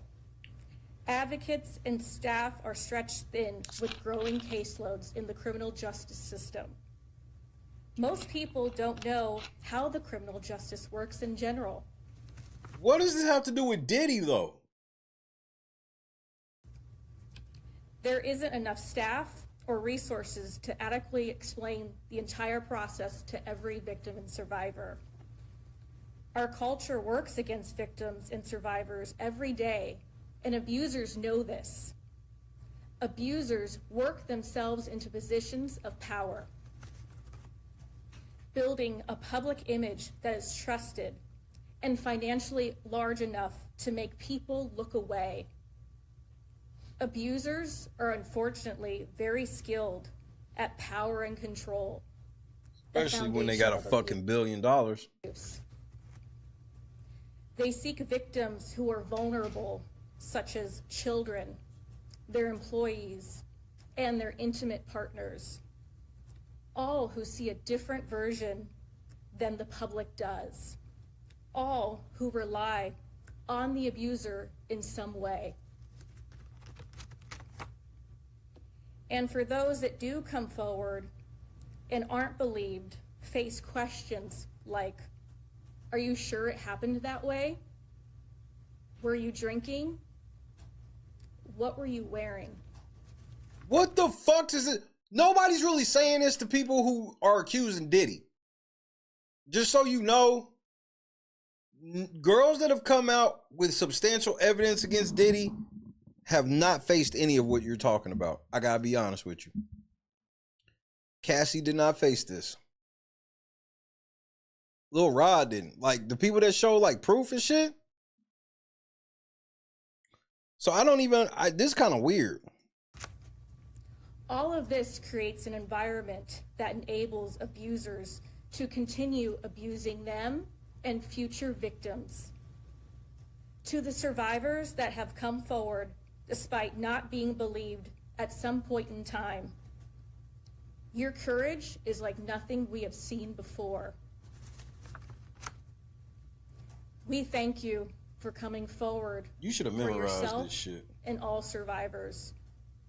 And lastly, I want all survivors that are watching this to know we believe you and we support you. Thank you. What the fuck was that? This bitch sucks at reading with eye contact. I don't know what the fuck that was. That was just... Saul, don't put her back on. I want you now to hear from my co-counsel, Andrew Van Arsdale. You know, we've created a sexual abuse hotline. Is that Anna Kasparian at the end? Oh, no. And I want him to visit with us just a few moments about how that works and the kind of volume of calls we've received.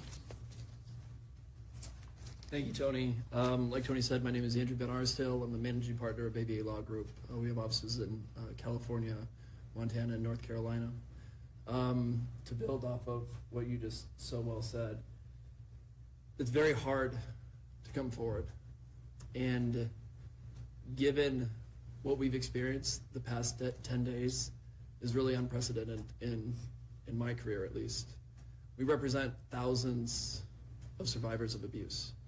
And never, ever in a 10-day period have we seen over 3,000 people come forward, where we've confirmed and decided to investigate and represent 120 people while we're continuing. 100. They represent 120 people out of the 3,000 they've talked to. They said 3,000 people hit them. Nigga, you lying, nigga. Prove that shit. Prove 3,000 motherfuckers hit you. Through another 100+ cases to prove them up, to validate what had happened here, and to hold those that are responsible accountable. And so, like Tony said, we've set this up. It's 1-800-200-7474. I have a team of people standing by, literally. If you know that this happened to someone and you have information about it, please contact us. If this happened to you, come forward. There's attorney-client privilege here. What you tell us is in confidence. Yes, we'll have to go out and build your case, but we will protect you. And the other thing that I want to say is the pattern and practice of this, again, is Rhonda, Damon was 30 plus years of the same sort of events happening, people thrust into the circle reportedly, and horrible things happening to them as a result. And from talking to these people that have come forward these past 10 days, I can tell you unequivocally that because the federal government did what it needed to do and indicted this man, that they put him in jail and a judge kept him in jail, they tell me directly, this validates my feelings. For so long, I thought it was my fault. What is it about me that put myself in that scenario? What was I wearing at the time? What did I do to be subjected to such horrific treatment at these people that I was trying to trust? Well, we know now it was not your fault. You were victimized by a group of powerful people that operated for 30+ years, taking advantage of their wealth and the power that they held within the music industry. So again, thank you to every single person that has come forward and contacted our office over the past 10 days. If you or someone you know suffered the same sort of treatment, please contact us at the number behind me and we will help you. Thank you. Wowzers. I think it speaks to how important this issue is in the United States and frankly internationally, that we have reputable people here that want to provide kind of information that I think victims need to hear, witnesses need to hear, the public needs to hear. Let me introduce to you now Olivia Rivers from the Texas Association Against Sexual Assault, and let her visit with you a few moments. Is that a real place? These types of cases. Thank you. Good afternoon, everyone. My name is Q Olivia Rivers. I am just served my 6th year as the board chair for the Texas Association Against Sexual Assault. I'm also the CEO for the Bridge Over Troubled Waters, which is a local rape crisis center here in the Houston area. So thank you for being here as we address these heinous crimes. Sexual assault is not just a crime of violence against the body. It's an assault on the very essence of human dignity and safety. It shatters lives, it destroys confidence, and all too often, it leaves survivors feeling like they are voiceless, isolated, and vulnerable. The reality for many survivors is that coming forward to report their assault is one of the most difficult and daunting tasks that they will ever have to do. And for some, it may take days, months, or even years to speak up, if they ever do. The reasons for this have been mentioned, but include the fear of being disbelieved, being blamed or judged, and of course, retaliation. The trauma of the assault itself being compounded by the trauma of the criminal justice process, where survivors must relive their experience in order to seek justice. And these feelings and fears are further exacerbated when the allegations are against prominent figures in the entertainment industry or Hollywood. Cases involving powerful figures often attract significant media attention, which can deter victims from coming forward due to fear of public exposure or scrutiny. Andrew, what's happening? The intense focus on these high-profile cases can make survivors feel that their personal lives are being put under a microscope, causing further emotional distress. These allegations mentioned here today, as reported, reflect deeply troubling claims that deserve thorough investigation, and no individual, regardless of their stature, is above the law or public accountability. Sadly, the statistics paint a very disturbing picture. According to the National Sexual Violence Resource Center, 1 in 3 women and 1 in 6 men will experience some form of sexual violence in their lifetime. In the U.S. alone, there are approximately 463,000 victims of rape or sexual assault every year, and these numbers barely scratch the surface, as sexual violence remains one of the most underreported crimes. But the numbers that follow tell an even more troubling story. Only about 23% of sexual assaults are reported to law enforcement. Of those, just 5% lead to an arrest, and even fewer, less than 1% of reported cases ever What the fuck does this have to do with Diddy? Good night, Chadrick. Appreciate you, cousin. Man, I got some choice words for this shit. Result in a conviction, which is a devastating gap between the crime and the justice that survivors deserve. I want to briefly focus on our state here in Texas. According to the Texas Association Against Sexual Assault, 6.3 million Texans, men and women, will experience some form of violence. That's every 2 minutes someone is sexually assaulted, meaning during the course of this press conference, around 60 individuals will forever be changed by this violence. And those are just a few of the victims. Obviously, this is unacceptable. We cannot allow this cycle of silence and inaction to continue. We have to create an environment where survivors feel empowered to come forward, where they are met with empathy and respect and support, not skepticism and blame. We have to ensure that our legal system is equipped to handle these cases with the seriousness they deserve, and that survivors have access to the resources that they need beyond the legal courtroom. We have to address the root causes of this epidemic: prevention, awareness, and fostering environments where respect, consent, and safety are non-negotiable values. Additionally, support for survivors has to be holistic. They have to have access to counseling, medical services, legal advocacy, and of course, community support, regardless of whether they choose to report or not. To every survivor who has come forward, your bravery is an inspiration. To those who are still grappling with their decision, know that you are not alone and that your voice matters. Your story matters. We see you, we believe you, and we are committed to fighting for a future where sexual violence is no longer tolerated and where justice is not the exception, but the standard. Thank you. So, I gotta be honest. This just sounds like y'all fishing for more people to y'all law firm. Y'all come and y'all tell us, yeah, we got these motherfuckers, we get rid. Y'all haven't done shit. And I don't want to call y'all liars and no shit like that, but y'all got to show some sort of proof. This just seems like an infomercial for y'all. None of y'all are saying anything. This is supposed to be about 120 people against Diddy, and then these 2 women get up here and they don't say shit about Diddy. It just sounds like promo.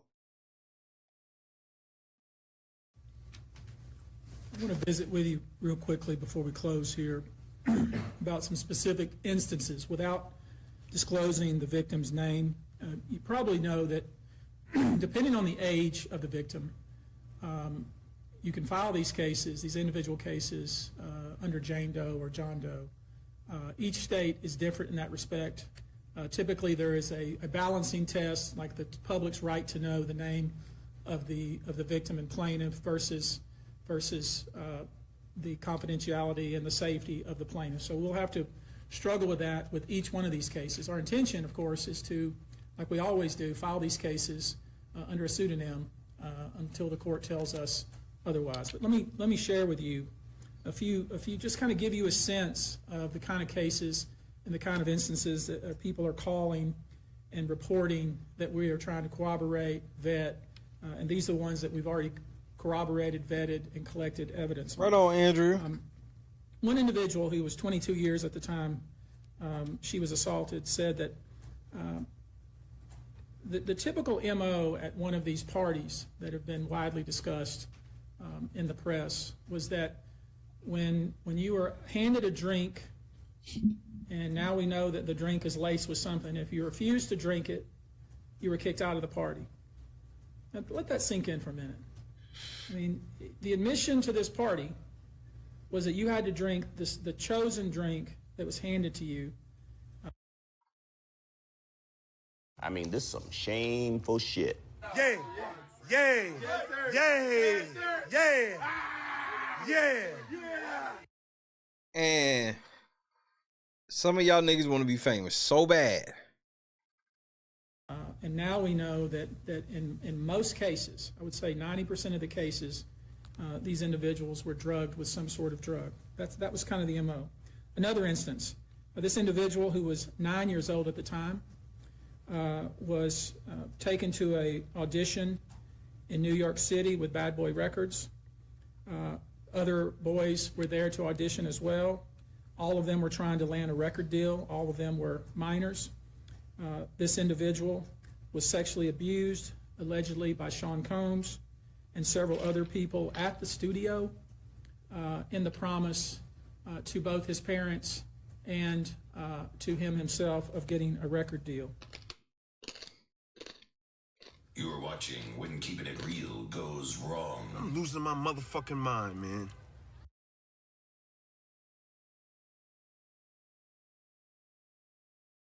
I mean, this is some shameful shit. Wait a minute. No, you did.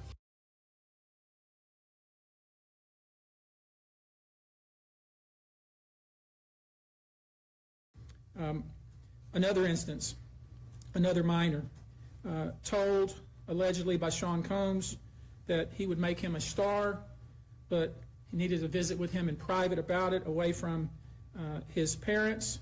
Once they were in a private area, allegedly Mr. Combs made the victim perform oral sex upon him. You know, Rick is so wild and has went so far off the meter. It's shit that I can't even tell you on TV. I mean, you know, for the sake of our friendship, you know what I'm saying? I'm not even gonna bring it up. But trust me, he's went there. He has went where it's like, yo, Rick, man, what the fuck is wrong with you, man? You done took this shit too far. And his response is like this: there's no such place. Darkness. Let's go to the abyss, nigga! I'm not with it, man. I don't want to go to the abyss, man. You know what I'm saying? Rick wants to go to the abyss. In fact, he dwells in the abyss. Rick James dwells in the abyss, okay? And he wants company sometimes, you know? And for some reason, he likes to reach out for me. Whenever I'm around, when he wants to go there, he will reach out for me to try to take me to the abyss with him. And I'm not with it, man. I'm not with it. And that's when we end up, you know, tussling or whatever, you know what I'm saying?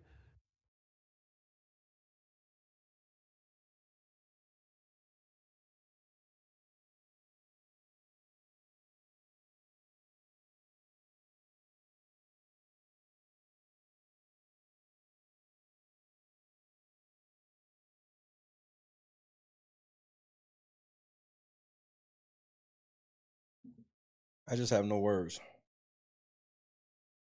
Good night, Bob. Appreciate it, sir. Appreciate the card as well. Thank you.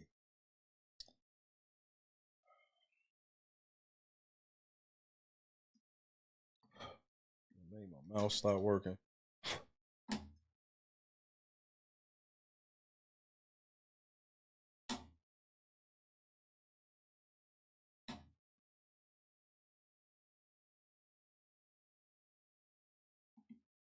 Mouse literally stopped working over that shit. Another incident, an individual 15 years old at the time, flown to New York City to attend a party, was drugged, and then taken into a private room, allegedly in the presence of Mr. Combs, where this female individual, minor, was raped, and then other individuals took turns raping her.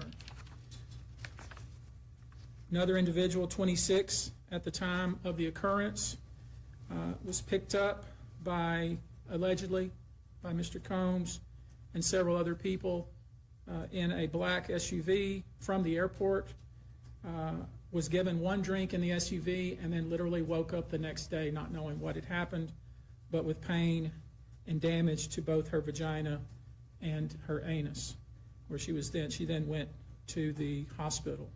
She was missing her underwear and her shoes. Another instance, an individual, this time not a minor, attended a group dinner, allegedly with Sean Combs in Miami. She wasn't drinking because she was pregnant, but whatever she drank at the table, apparently, at least according to her, was laced with something. She blacked out, and she woke up in the same bed, again, allegedly, with Mr. Combs in his mansion in Miami. Her vagina and her anus were torn and sore.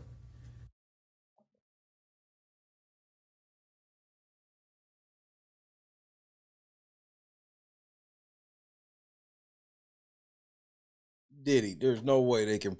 Diddy, there's no way they can prove that you did that to a chick while she was pregnant, right? There's no way. There's no way, right? She lying, right? And I could go on. I mean, literally, you're sensing a theme here. It's the same theme, and it all involves some sort of drug. One instance, an individual who was 20 years old at the time was asked to attend, just saw her on the street, asked to attend a party in a hotel. She was flattered, went to the party, was given one drink and doesn't remember anything else. Just ask them how I did it. I got out the limo, grabbed her hand, went upstairs and fucked her. Ultimately, was so messed up, went to the hospital where they found cocaine and this horse tranquilizer in her blood system. I want to give you a quote from a very young man who told us over the phone about his experience and all the things that happened to him. He says allegedly at the hands of Sean Diddy Combs and his friends in the effort to try to sign a record deal. This was kind of what he was told he would have to do. His quote is, "Had he not been in power, I feel like I could have been something great." Yikes. I quit the industry because of what Sean Combs did to me. And that's really what it comes down to.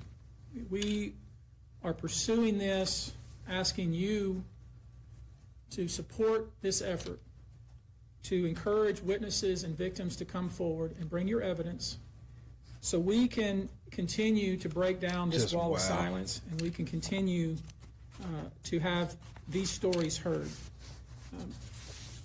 This is the beginning of what I hope to be a national dialogue. This type of sexual assault.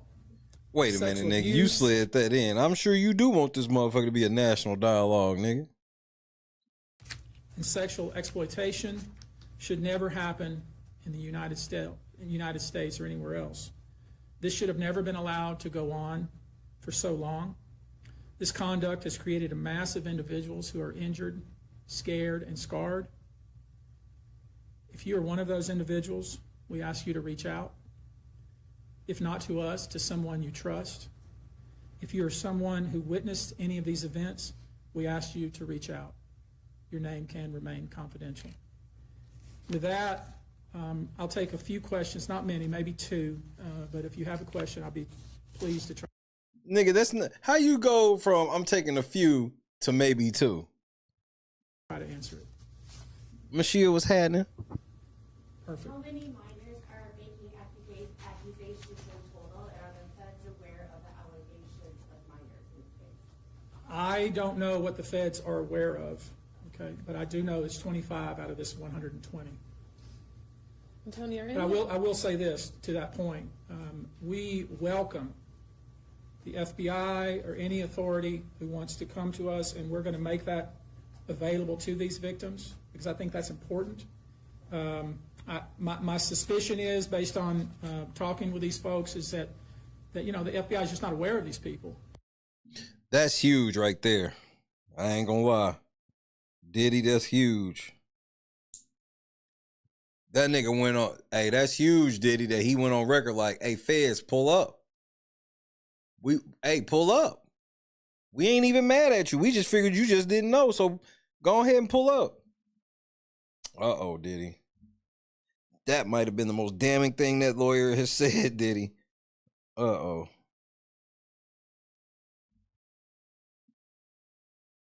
The FBI has talked to some of these folks, and I'm going to try to encourage the victims to, in fact, talk to the FBI because I think they have some very important things to say. Tony, were all of the children auditioning because they were musicians, or were any of them kids of employees or anything like that? All seeking either TV or some sort of music career with promises of, we're going to make you a star. Instead, basically did things to them such that they don't want to have anything to do with the entertainment industry ever again. All right, guys. Thank you very much for your attention. We're going to go now. Thank you. Tony, do you anticipate any Houston cases? Any filed here? Locally, yeah. There's a few plaintiffs here, but I don't anticipate filing them here. Probably in New York City. Yeah, we're out of here, bitch. Yeah, you fucking heard me. We said what the fuck we said. He ain't even let the hoes go out first, nigga. I'm going out first.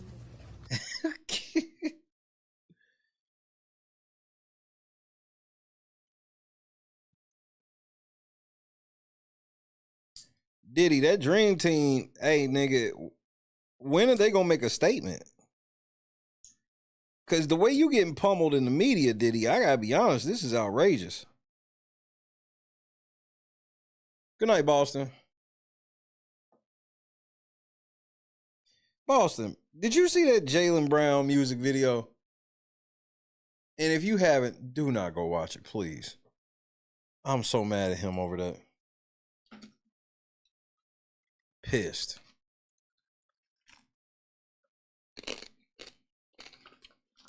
He said the 04 dream team. Redeem team. That's what we need is the redeem team.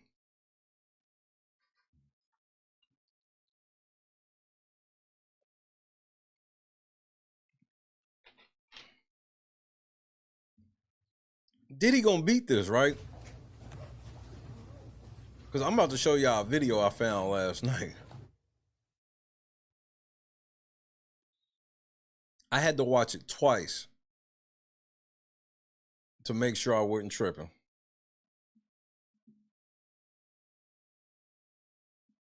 What the fuck? First of all, before we get to that, I got a question. What the fuck is a puppy party?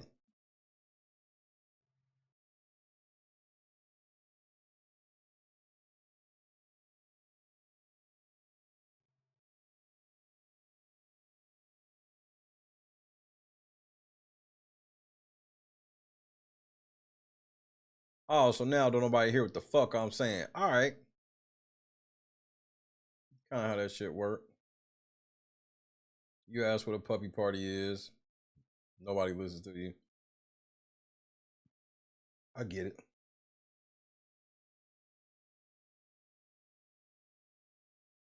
But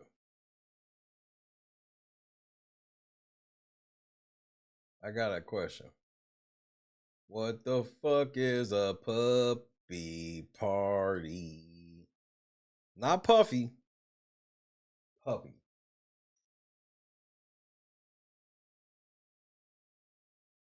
I'm definitely afraid to know. Blink Twice is a version of this mess right here. Zoe Kravitz is one of the writers. I'm gonna check that shit out.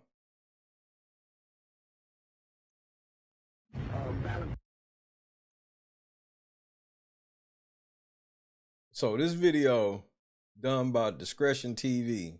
Valentino giving me shit. That says Diddy's own words can keep him in jail for life. And me personally, I think this is just some of the shit. But the shit that's in this, bro, I ain't just, you'll see for yourself. Tactical nuke incoming!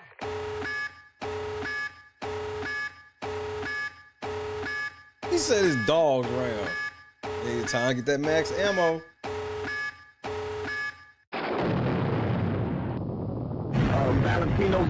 Some of the same events that could land him in prison for life. He talked about the celebrity guest lists and at one point even predicted his own arrest. It's fascinating to look back on his comments now, considering the allegations around him. So here is Sean Combs in his own words.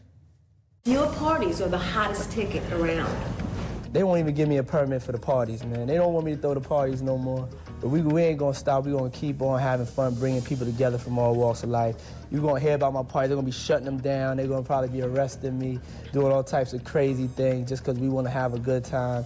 You know, whenever you bring up a different element into people's environment, things that broaden people's horizon, people get intimidated. There's a lot of people out there that feel intimidated by it. What do you do to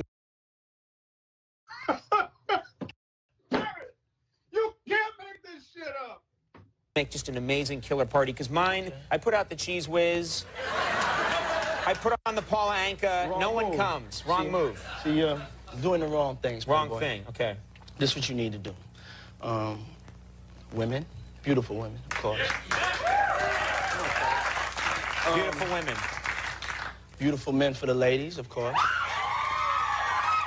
Wouldn't it be better if there weren't beautiful men there? There were just a lot of beautiful women and then just the guy? No. You have to make. There's enough ladies to go around. You have to make the ladies, give the ladies what they need too. You know, you have to take care of your women. We need alcohols. Right. Alcohols. Right. Not just one alcohol. Alcohols. Right. Just different blend. You need the ladies. You need the booze. You need some water. For watering plants? No. I don't know if guys have noticed this. Like a lot of ladies drink water at parties. They just, you know, so if you don't have what they need, they're gonna leave. Right. Got to keep them there. Right. You need locks on the doors. What kind of shit is that?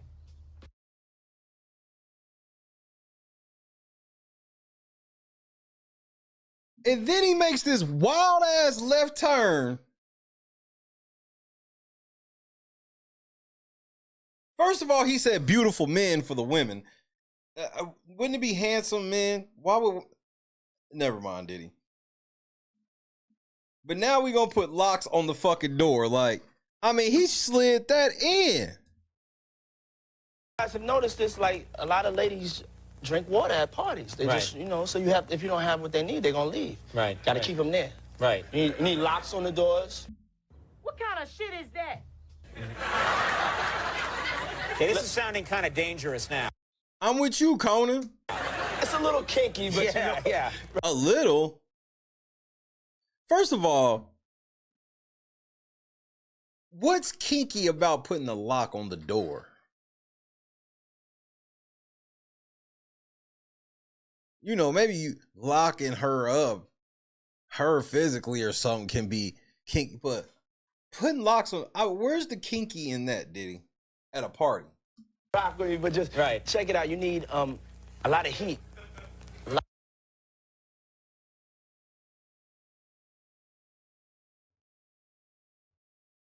This the kidnappers again, man. Man, stop saying that shit over the phone. Damn. I can't say shit, can I? Heat. Yeah. Heat. You mean that physically the place has to be hot? You don't have no air conditioning. No air conditioning. No. Why is that? Heat affects the alcohol, and it also affects, like, you know, everybody gets a little bit more comfortable and loose. Builds up. Yeah, it makes them pills kick in faster. Yeah, 99 humidity, nigga. Yeah, it makes them pills kick in faster when it's hot in the room. When you rolling like a motherfucker, you get cold. So you gotta keep that heat pumping. And you know, or do a line of coke. A nice little sweat. That just sounds disgusting. What are you doing? Bars. Depends on the way you look at it. This the kidnappers again, man. Man, stop saying that shit over the phone. Damn. I can't say shit, can I? Let me ask you something. I don't know if this is just made up myth or if this is true, but I'm told that when you go to a hotel, anytime you go to a hotel. Hold on, what is that on Diddy's shirt? You don't just check in the way everybody else does. You send someone ahead to prepare the hotel room for you. No, nigga. No. No. No. Diddy, this is in the lawsuit, so when I hit play, you better say that's not true. Preparing the sexy. Preparing the sexy. Yeah.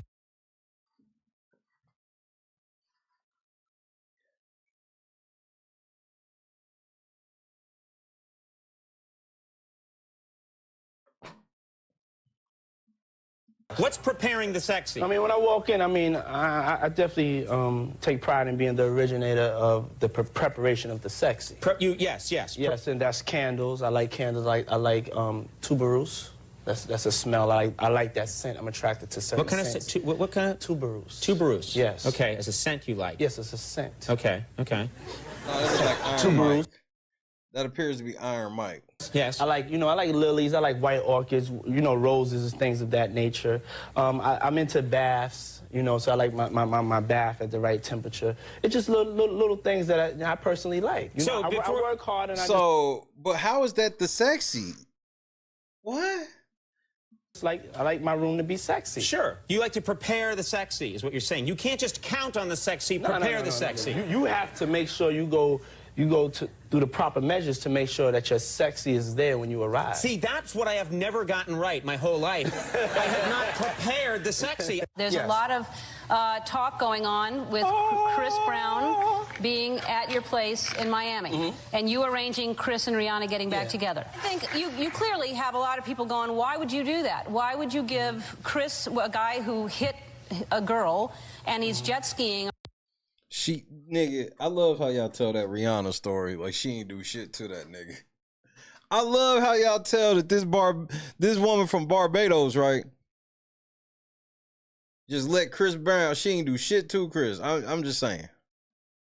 Around in your, I don't understand, because, listen, I was a huge fan of Chris's. I love Chris. And I ain't saying, and this ain't me saying he should have hit her, but the way that people tell the story, like, it was like he just, a lot of people think that Chris Brown just hauled off and hit her. Music, he's a talented guy, but to hit a girl. Yeah, because I know both of them, and it's my house, and I'm allowed to give my house to whoever I want to give my house. Sure. So that's number one. Number two is that I'm the type of person that I don't cast a stone or cast a judgment on anybody. And so if a friend or friends ask me for a favor, then I'm gonna be there for a favor as long as I know that the energy of the favor is positive for two people to sit down and talk about a situation at their end. Nigga, I'll never forget, nigga. I'll never forget when that shit happened.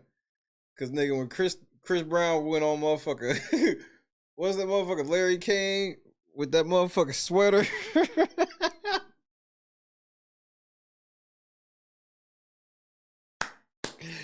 See, that was old school viral before Larry King was viral, nigga. That nigga with Chris Brown went on Larry King. That's crazy. That's not even like a thing no more. I'm not going to get involved in it. I'm not going to pass judgment on it. If I could be there as a friend during hard times, then I'm going to be there as a friend. Right. But I don't know the exact particulars. I didn't get into it. I'm not going to do this or do that. It's a dark time for them, and I was there more as a support. That was it. I think you were coming from a place of a friendship and of kindness and support. And it's just, it's hard for me, and I don't believe in judgment either, but I don't want any girl out there thinking it's okay to go back to a guy who hit her. I don't want. But what about you and all the shit you was doing, bitch? This old manly bitch was doing all types of shit to women too. Fuck you, Ellen. Any girl. I don't think. Hey, Diddy, soccer. Nigga, she built like a man. Hey, Ellen, listening to this shit makes me want to do a night about you, because you just came out with a comedy special too, where you was whining and crying because don't nobody fuck with you no more because they found out how your crazy ass is abusive as fuck. You up there with Diddy. Yeah, bro, there's probably some girls you've done some shit to, allegedly, if you were to ask me. Because she was, bro, if you go look at her track record, you'll see that she act just like Diddy was acting on Making the Band. Just a bit worse. And that's no cap.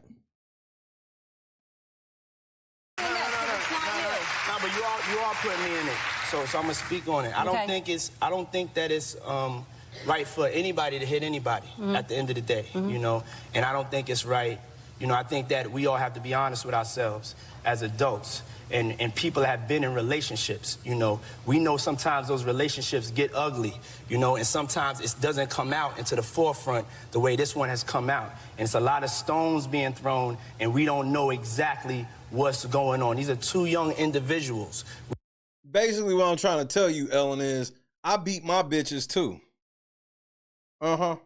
Beats the shit out. If you was with me and you said the shit you... Yeah, Ellen, so real shit, if you was with me and you just said the shit that you just said to me, I chase your motherfucking ass down the hallway and beat your ass, bitch. That's on everything I love. We need to pray for them, and we need to give certain support, but you don't need to start just saying that you know something that you don't know. You wasn't in that car. I wasn't in that car, and it isn't right for him to put his hands on her or her to put his hands on him, and we don't know what the problem is, but we need to pray for them, and we need to do things to support them, and that's all I want to say about it. On the record saying that your white party is up there with the top 3 that you've ever thrown for people. What are the other 2?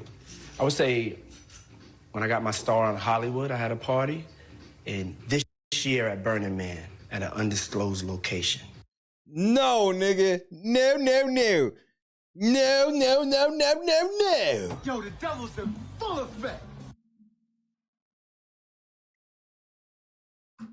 At Burning Man, at an undisclosed location, can you sound any more demonic?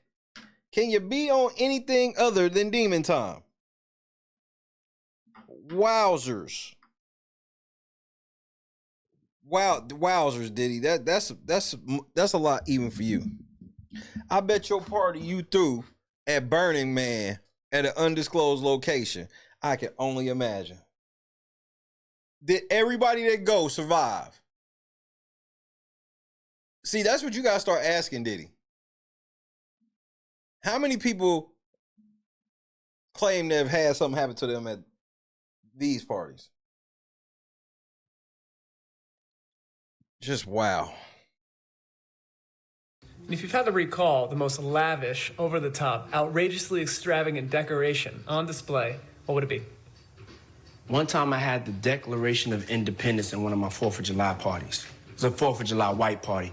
And the What? Wait.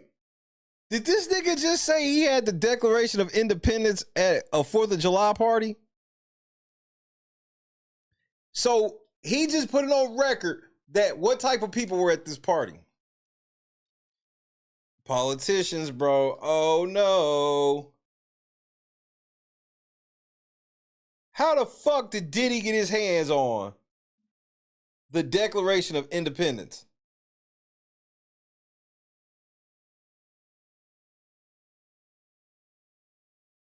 Nah. Hell no. That's too much for even Diddy. Extravagant decoration on display, what would it be? One time I had the Declaration of Independence in one of my 4th of July parties. It was a 4th of July white party. And the white party's coming back this year, by the way, for charity. Yeah, that's great. For charity? Great to hear, and I'm sure that's probably not public information yet, but who's the person that's #1 on that invitation list?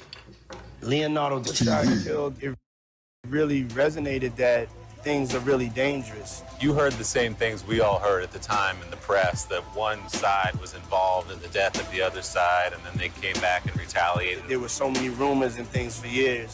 You know, I was more concerned just about the well-being of my artists and also myself and my family. You're stopped dead in your tracks on a night in March of 1997. You were riding in the car in front of Biggie. What do you remember about those moments and that night?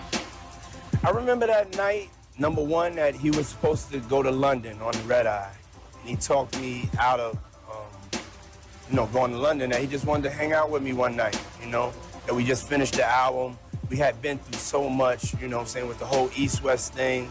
And we just wanted like a night for us to relax.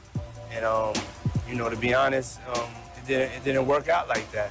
You know, we made a decision that, you know, we regret, you know, forever. Because there was real fear for you at that time. Yeah, that was a dangerous time. Yeah. I mean, we're human beings. I think it spun out of control. To be honest, me and him knew that there was that chance, but you always want to think of the better. You want everything to work out, and it didn't work out. And did that start for you 6 months earlier when Tupac was shot and killed in Las Vegas? When Tupac was shot and killed, it really resonated that you know, things are really dangerous, but that made us want to promote peace more. It made us want to go to LA and go to different places and tell people this is like the most senseless, tragic thing that ever happened in music in our culture, and you know, it needs to stop. We need to get back to the love, and you know, all we could do is try. Okay, Biggie, myself, we decided to go out to LA because we shot the video out there. It was just better production value out of Los Angeles, the place where they make movies and everything. So we decided to go out there and shoot the video. And while he was out there, he wanted to also do as much damage control as he could do as far as what was done to himself and his career, as far as him so-called being involved in this East Coast, West Coast rivalry. So he wanted to go out there and make sure that the fans heard him say it. So he was doing radio interviews and press interviews, and also he was... Do you know who this is on the screen?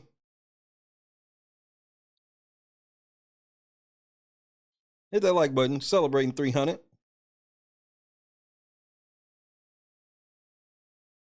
Good night, George. Appreciate it. Okay, Scott Johnson. Nah, see, I was looking for a name, Big. Everybody know this is MTV, motherfuckers. Motherfucker Kurt Loder, nigga. Doing rehearsal for... When Eminem did the parody of him as Hurt Shoulder, that shit was hilarious. Shout out to Kurt Loder.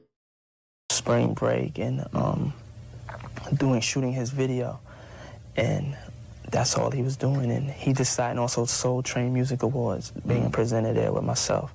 And African and Bliss, we decided to go out to the party because we felt it was a private party. It wasn't like we were trying to be out and being seen. Mine too, African and Bliss. But see, I don't be feeling too bad because I really be remembering this shit, me personally, teenager. Like, I was in school when this Diddy shit was happening initially. All over the place. We were trying to go out and go there because it was a private party. So the night of the party, we went there and we basically sat at a table all night, and a lot of people were coming and giving us positive greetings, and everybody at the party was just having a good time and dancing. And we were sitting there just talking all night and just listening to everybody else's music and listening to our own records and feeling a sense of proudness hearing a record and just seeing all the people dance to your music, because that's why we got into this. And so as time progressed, the party had got too crowded and the fire marshals had shut the party down. And so Biggie had a broken leg at the time, so it took us a while to get out. So we finally walked out because he was just walking with a cane. Yeah. And we got out, so we stood outside. So this is where I got a problem right here, Diddy. Now, in the more recent shit we saw with old boy, you were saying that y'all wanted the night to just go relax. Why would y'all go relax at a fucking nightclub if Biggie's leg was broke? You telling me Big wanted to be... Come on, Diddy.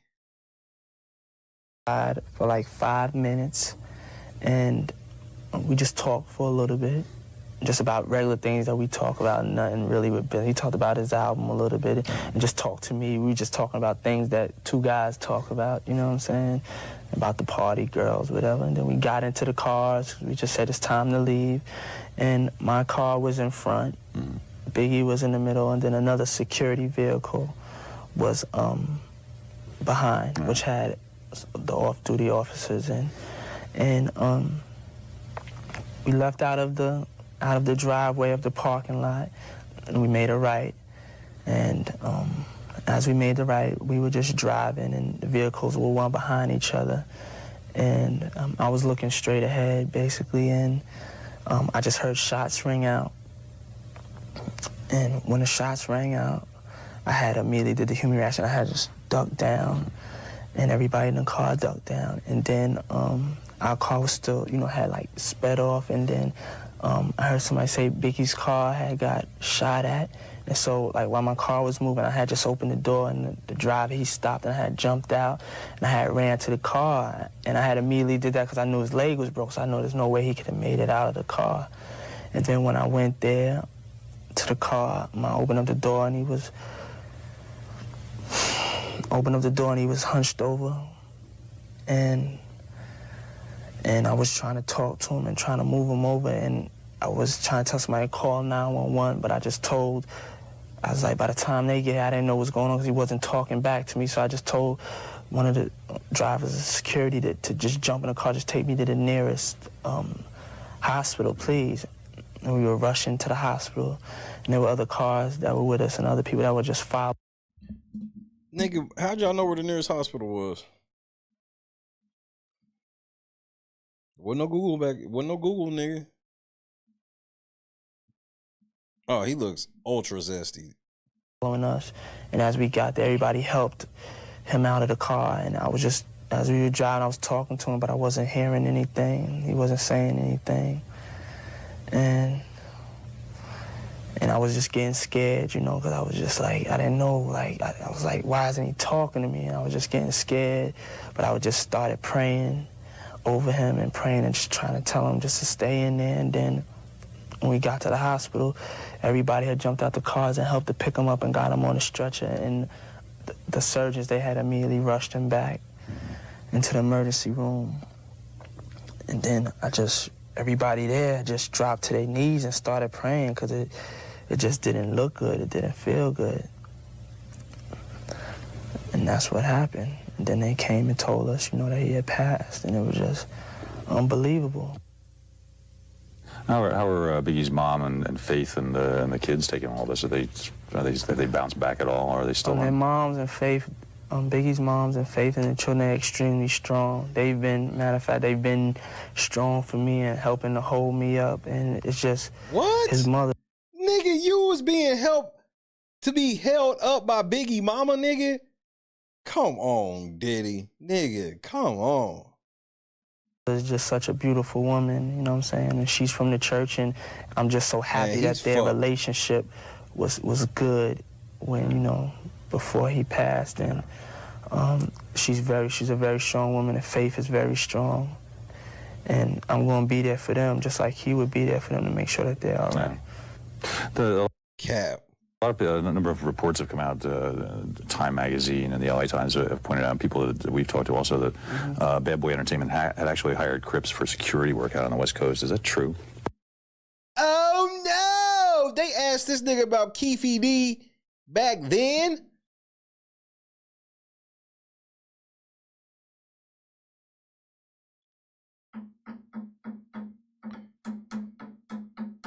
Unrivaled coverage due to unrivaled research. Unrivaled motherfucker squad. Shout out to the whole Real Late Night crew. Wowzers. They asked this nigga about Keefe D back then. Reports have come out. Time magazine and the LA Times have pointed out, people that we've talked to also, that Bad Boy Entertainment had actually hired Crips for security work out on the West Coast. Is that true? We've never hired Crips or any other gang faction to do security for us. Oh, did you hear that swallow after that big ass lie? Listen to that swallow, nigga. We've never hired Crips or any other gang faction to do security for us. Whoa, nigga. Body language, nigga. That was he had to swallow that shit. What is the misconception is that because we young and we black, like, we're not handling business just like anybody else. We're trying our best to handle business just like any other business. No, this doesn't have anything to do with you being black. This has to do with, we heard that you paid some actual Crips. We asking you because we didn't think your black ass would be on no ghetto shit like this, but we found out you were. Man, that's out there in the world, and it would be extremely unintelligent to hire some gangs to do security for you. We have never. Okay, did you hire a gang to do hitman work for you though? Maybe you didn't hire them niggas for security. You right, Diddy. Maybe you didn't hire them niggas for security. Did you hire them niggas to do a hit? Exactly, never hired any gangs for security. As a matter of fact, when we were out there, we had off-duty California police officers. And Diddy, oh, this was lovely for you. This is how you would, because that's right. It's all in the wording. Yeah, Keefy D and them were not hired to be security for that nigga. That's not a lie. That's the truth. They had another job. That security with us that night that it happened also. And we always have bonded security professionals that are with us. I mean, I know Compton police have said that that's what they've heard from gang informants, that there have been. It's not the truth. I'm here to make sure I tell you the truth. Is it possible that Not the cap. someone below you could have done this? I mean, maybe. It's not. Oh, well, that's where it's a wrap. It's not possible. What do you mean it's not possible? Lil C's rap about being, all them niggas under you that rap about being gangsters and shit, it's not possible that they put a hit out on Pac. Stop, Diddy. Possible. I have a small boutique label, and I take responsibility for everything that comes from my label. And I know for a fact that this is something that has never happened. And I heard your report about an affidavit from the Compton police, but I'm just here to say that it's not the truth. Yeah. No one, and I see everything. I sign off on everything that's done. And I know the security that we hired were bonded security men, and also. Right. But did you hire Keefy D for security, or did you hire this nigga for something else? Kurt Loder, you missed it, and Diddy pounced. Hey, Diddy was actually smart for pouncing on that, because he is telling the truth. He didn't hire, and that nobody's alleged this except Kurt Loder. Everybody said that he paid Keefy D $1 million to kill Tupac. Nobody's ever said he paid Keefy D $1 million to do security. Off-duty California police officer, just like, that's the same route Madonna would take, or, anybody that's in entertainment to, Sylvester Stallone would hire bonded security people, and that's what we did. After Tupac died, I mean, there was a general feeling this has got to stop. We really have to change in what's going on in rap and hip hop. And after Biggie was killed, I think there was that same. One thing I want to say, not to stop you, is it's not a problem just of rap and hip hop. This is a problem that's out in the communities. I mean, we're talking about it now more because it's in our face, because we lost two people that we cared about and that were stars and was important to what we did. But this is a problem that mothers and family members and people are facing every day. And it's not just fair that everybody run to it now because it's Tupac or Biggie. It's happening every day. We need to put a stop to it just because we're... No. You're not... Why would you do that to Biggie and Pac? Why would you try to make their murders just sound like just regular corner, on the corner murders? Killing each other, and it needs to stop. What did you feel when Tupac? Exactly, cuz he's just like, yeah, I mean, shit, it ain't just them, everybody. Like, what? Put out the Hit 'Em Up, the single, and just took Biggie apart. I mean, Biggie must have been destroyed by that, was he not? No, I mean, he was hurt not because of the words, because he was just like, he didn't really understand why this man had so much hatred for him, you know what I'm saying? Biggie, you gotta have some accountability. Pac gets shot and you come out with a song called Who Shot You? It don't matter if you was really talking about that nigga or not. Why would you do that? And Biggie, knowing myself, had nothing to do whatsoever of Tupac being robbed or shot in New York City. And I'm just supposed to believe you just always in the mix of all of this shit and just by coincidence. Because one thing we do know about Who Shot You, the song was an old song. So who dropped it? Diddy. As you point out, this shit was a banger. Tupac saw the people that shot him, so had no knowledge of him going to be robbed, and we that's just a fact. Anything else is a fantasy. And when Biggie heard it, he was hurt by it because he really regarded Tupac as a friend. That they had good times. Right. That's why he dropped the song "Who Shot You." That's the one thing is like I understand that Biggie, that song was old or whatever, but it's like, bro, sometimes old song can rear their heads because it fits something or somebody else. That's how they met. Their relationship before that situation is that they were friends, and he would never do nothing, nor myself or anybody associated with me would have never done nothing to hurt him. And in fact, he had helped us when Biggie was first getting. The only thing I can give Diddy or Biggie for plausible deniability is Diddy was in charge of everything. So Biggie could have recorded that song years ago and then turned around and saw that Diddy released it. Too late then. And what he gonna do? Diddy own everything. So that's the only plausible deniability I'll give Biggie, but Diddy has none. Because Diddy was the last line of defense. So let's say it was Biggie. Hey, we gonna drop this "Who Shot Your" shit. He's the boss. No, we not. No, nigga, we not doing that. That nigga gonna be blaming us for you getting shot. Out there, they were together. He would let Biggie open dates for him, and I mean, he was appreciative, and I was appreciative, and it was a shock to us. And it's something that we tried our best to do anything to alleviate any type of negativities as far as that situation. That's why we never made any records. Going back, we never said any negative statements. And it's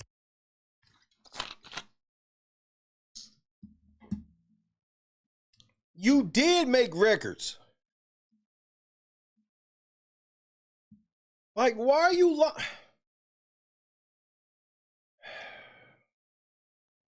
As we proceed to give you what you need. Not five motherfuckers. Get live, motherfuckers. As we proceed to give you what you need. Not five motherfuckers. Get live, motherfuckers. Now turn the mics up. Turn that mic up. Yeah, the beat is knocking. Leave that mic up though. Turn that shit the fuck up. What? Turn up louder. Yeah.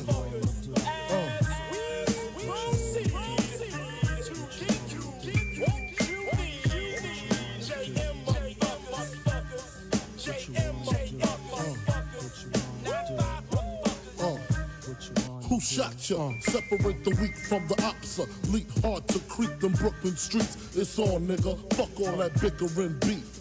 I can hear sweat trickling down your cheek. Your heartbeat sound like Sasquatch feet. Thundering, shaking the concrete. Then the shit stopped when I fall the plot. Neighbors call the cops, said they heard mad shots. Saw me in the drop, 3 1/4. Slaughter, electrical tape around the daughter. Old school, new school, need to learn though. I burn, baby, burn like disco inferno. Burn slow like blunts with yayo. Peel more skins than Idaho potato. Niggas know the lyrical molesting is taking place. Fucking with B.I.G. it ain't safe. I make your skin chafe. Rashes on the masses. Bumps and bruises. Blunts and Land Cruisers. Big Papa smash fools, bash fools. Niggas mad because I know the cash rules. Everything around me, 2 Glock 9s. Any motherfucker whispering about mine. And I'm Brooklyn's finest. You rewind this, bad boys behind this. You can rewind this, bad boys behind this.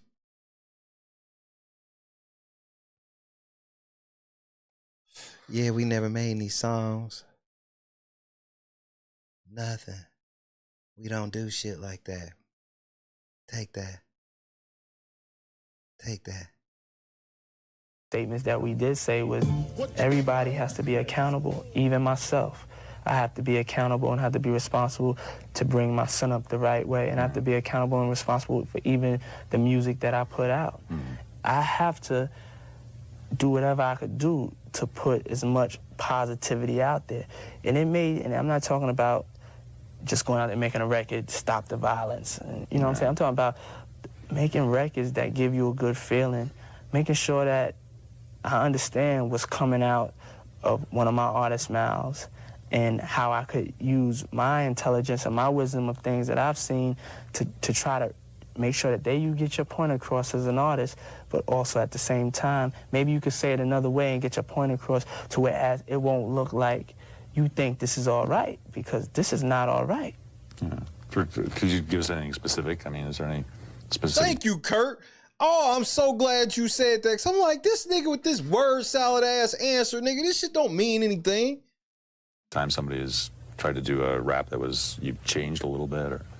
Yeah, I mean, there's a lot of stuff, you know, Biggie has wrote that I did change. Awake was happening? You know? In what way?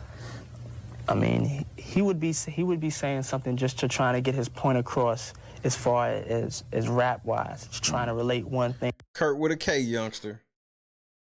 To another, and it could have come across in a negative way. Like he said, one time he said, he was talking about how he had a song in his first album called Give Me the Loot, and he was talking about how he went in, he had to rob somebody in order to survive, in order to eat, and just that at that point. But at the same time, it was just it was a story to him that was just entertainment. But there was one line in there that said, I don't care if you're pregnant, give me the baby rings and the #1 mom pendant. Bars. And I was like, you gotta say that a different way. That's just, you know what I'm saying? Yeah, right. Like, you have to care if somebody's pregnant. And, you know, I tried my best to do that as much, but even I have to be accountable that maybe also I should have done it more. And I have to be accountable for that. Ladies and gentlemen, give it up. Give him a round of applause. The Academy Award goes to the actor, Tupac Shakur. Give him a round of applause. Greg Kading joins us now. Talking that shit, Diddy. Now from Los Angeles. Greg, it's good to see you. I want to mention that you wrote a book about this in 2011 called Murder Rap, and that's what's the basis now of this documentary. Let's start from the beginning. You say that Sean, back then known as Puff Daddy Combs, shelled out $1 million to gun down Tupac Shakur. Why? Nothing but big things. Check the hit list. Well, that was the agreement that was made. Still here, you're rocking with the best. Don't worry if I write rhymes, I write checks. Fuck with me, I drop $1 million on your head. Fuck with me, I drop $1 million on your head. Still here, you're rocking with the best. Don't worry if I write rhymes, I write checks. Between Mr. Combs and a gang member here. Documentary that claimed, which we know wasn't true. Yeah, check this out. We don't talk about things that are nonsense. We don't even entertain nonsense, my brother. Sounds about right. So we're not even going to go there, with all due respect, but I appreciate you as a journalist asking. Thank you.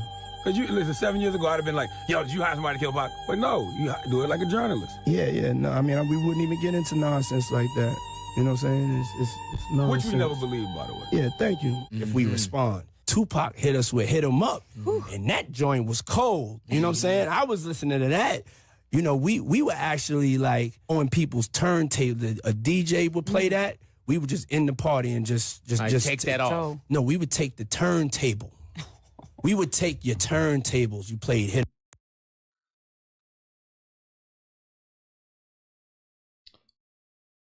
You on record saying this? Hit 'Em Up.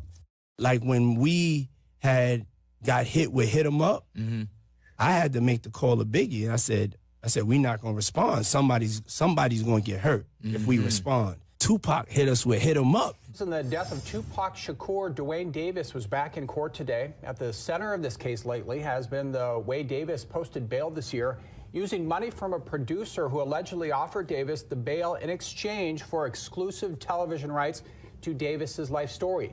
Judge Carly Kearney denied Davis's bail again this morning, and afterward, Davis spoke out, claiming the prosecution ordered corrections officers to attack him in his cell. They brutally beat me up, they attacked me and assaulted me. And it was wrong. I told them I had cancer, and I'm on blood thinners. You've made very serious allegations regarding police brutality and the DA's orchestrating some sort of attack on you. I wasn't aware of any of this. Ultimately, I think you need to be aware of the things that you're saying. He's very aware. They attacked me and assaulted me. The whole place seen it. So Judge Kearney said if Davis's lawyer brings up this allegation, she can review it and possibly schedule a hearing for it. Arnold says he plans to subpoena Suge Knight for the trial. Knight is the only living witness and was driving the car Tupac was riding in. Arnold also says another witness we could hear from, Sean P. Diddy Combs. Thousands of excited teenagers and other young people crushed into a suffocating heap at the bottom of a staircase. Since then, Combs has maintained a low profile in the press, which he feels has wrongly portrayed him. Oh yeah, I forgot about this. Famous for like the kid in their minds who threw the tragic City College. At City College, leaving 9 dead and almost 30 others severely injured. And that's kind of hard for me sometimes to live with. Now, in the swirl of media attention, blame has shifted all over the map. You have college officials claiming that if they had known it was a rap event, they never would have allowed it because of the unruly crowds. In the first couple of days when it happened, there was nobody to really answer for what was going on, you know what I'm saying? But who was responsible? Was it the music itself and these crowds that rap draws? Was it inadequate police protection, negligence? Like, Diddy been a menace. You saw that shit at Uptown Records. This is long before Bad Boy. Curious Observer was happening? By the college. So I think the media and everybody was trying to figure out why this happened. Fraud on the part of the promoters, a crowd that some say behaved like a beast. Fraud on the part of the promoters. Fraud on the part of the promoters. So I think the media and everybody was trying to figure out why this happened. Even robbing the dead. This is not the album right here. I don't know if y'all niggas know this, but Juicy went platinum. No, Juicy went gold. Big Papa went platinum. Flavor in Your Ear remix went platinum. One More Chance went platinum. This is a nigga from the East Coast. He ain't from the West Coast, man. This is a nigga from the East Coast. Give it up for this nigga right here, straight from Brooklyn. Yep, Mr. Peacekeeper, when he think he ain't on camera that everybody watching, talking shit, even back then. Combs is denying a report by the Los Angeles Times that his associates were responsible for the 1994 robbery and shooting of Tupac Shakur. Combs calls the article a lie and says the paper was irresponsible for printing it. The paper says it based its story on FBI records and interviews with people at the shooting. It says Combs and others lured Shakur to the bloody attack as punishment for disrespecting them. Shakur survived the attack, but it ignited the East Coast-West Coast feud that led to his death. Shakur died in a drive-by shooting in Las Vegas in 1996. And Notorious B.I.G. was shot dead in a drive-by in Los Angeles 6 months later.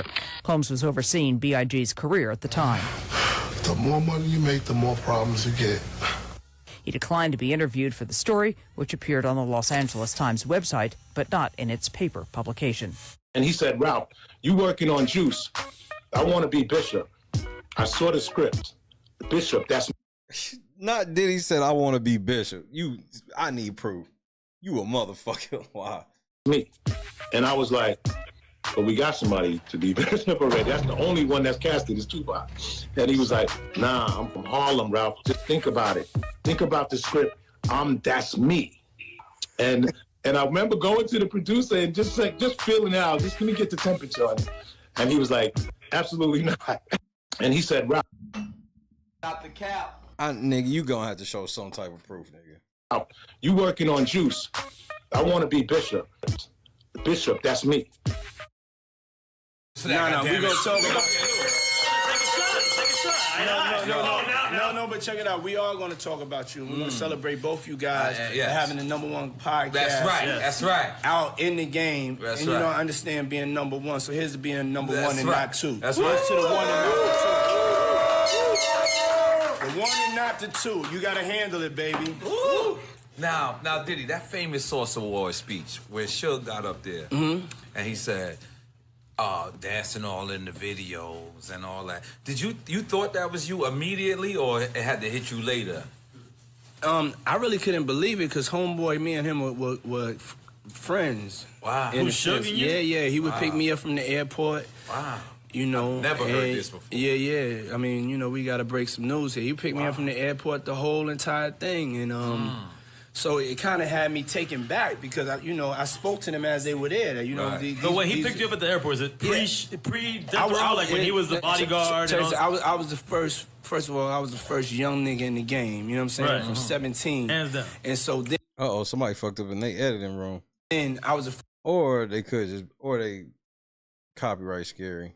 First young cat coming out Like here, Soul Train Music Awards, you know what I'm saying, renting the fly cars from the African cats out there. So, I was really bumping with the cats out here. I used to have the CeeLo and the Crap games, up in my hotel room, you know what I'm saying? And I was from New York, and they was giving love, and I would know to invite all the different cats from the streets and everything. So, that's how we kind of like met up, stayed in touch and the whole thing. And I was just networking with the brother, and he would come pick me up from the airport, show me a lot of love.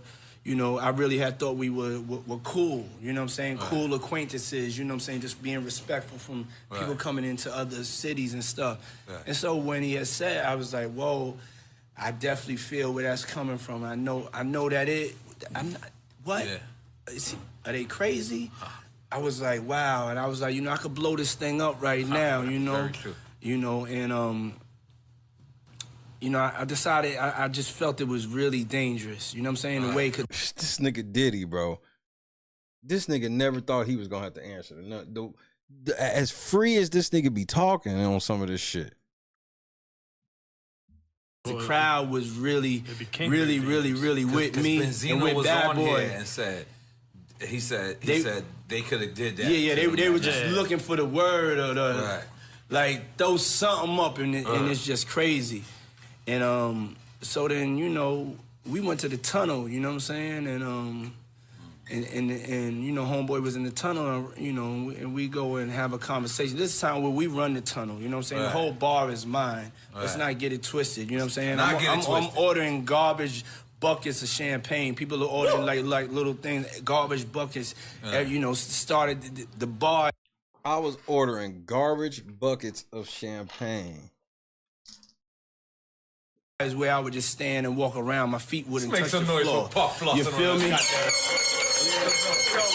shout out to the guy that ordered a beer at the bar as well. So to make a long story short, this is where the after party's at, of course, at the world famous tunnel. Right. And so then when I ran up and I asked him, and he said, "Nah, I was talking about Jermaine Dupri." And I was just like, wow. Yeah, I was just like, wait, hold on, what? Yeah, I was just like, I never heard this, Paul. I was just like, you giving us too much. This nigga said I thought he was talking about Jermaine Dupri. Go ahead. Keep going, Paul. We didn't know the shot. Drink Champs on Revolt TV right now. Oh my God. No, I'm telling you pertinent information. Yeah. Like at that point, what you said? At that point, I was scared because I know that the wolves that was with me, they was like real live wolves, and I got in. I didn't get in to hurt anybody. Right. I just wanted to be, I'm from Harlem. Right. I don't want no violence. I don't want none of no danger, none of that shit. I'm trying. So it was.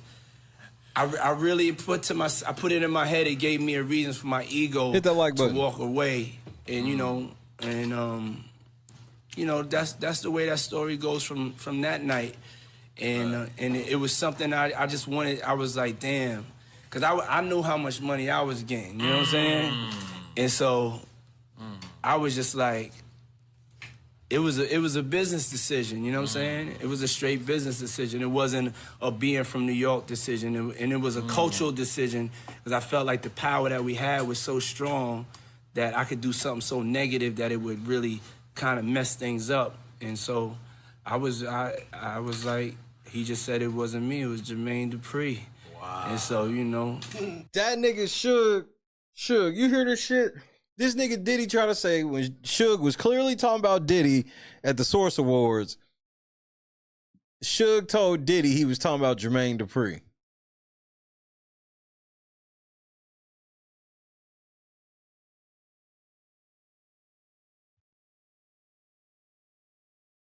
Stop. Nigga, we not doing this. This is on TMZ tomorrow. Wait, he said that then, at that moment, after? No, he said I mean, when I stepped to him about it, I mean, I had to step to him about it. Just say he stepped to Suge. Let's make some noise for that. Puff stepped to Suge. Big Jake Robles. This nigga said he stepped to Suge. And Suge was like, I wasn't talking about you. I was talking about Jermaine Dupri.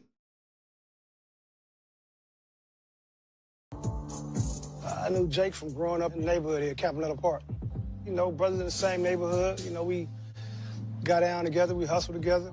There was just a lot of little stuff people never knew about when you hear these hip-hop stories, and they keep telling you the story of Biggie and Tupac and some shit like that. You never hear names like Jake being included.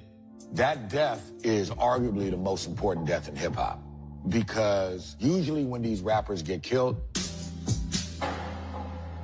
it was street shit that ended up getting into rap shit. Jake was the first time rap shit turned into street shit. If there's no hip-hop, that murder's not happening, right? The fucked up thing about that whole Bad Boy Death Row shit was that I invited both of these niggas to my birthday party. Then that shit left there, and I don't know what the fuck happened. Yep, when old boy homie got killed in the parking lot, JD shit. And that shit was never about Biggie and Pac like that. That shit was just an element of it later. Jermaine Dupri was having Shout out to the Bay, Mac Dre. Else, and I decided to have a private set that music people could know, like, okay, come over here and we're gonna get down over here.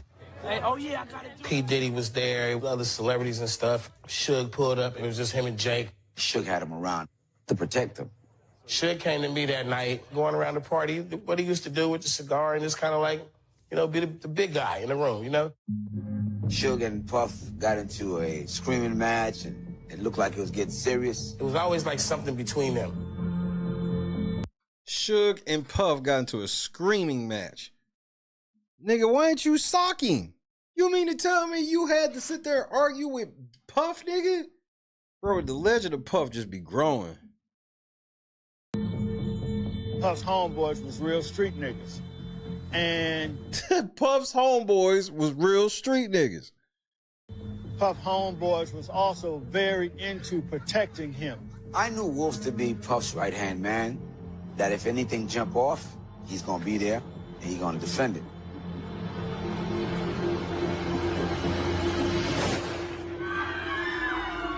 I heard a bunch of commotion and people running and screaming and whatnot. I got a call about 2 in the morning saying that he got in. I disagree. Jermaine Dupri was in the video. Nigga, every song that Jermaine did, soon as the beat come on, he introduced in the song.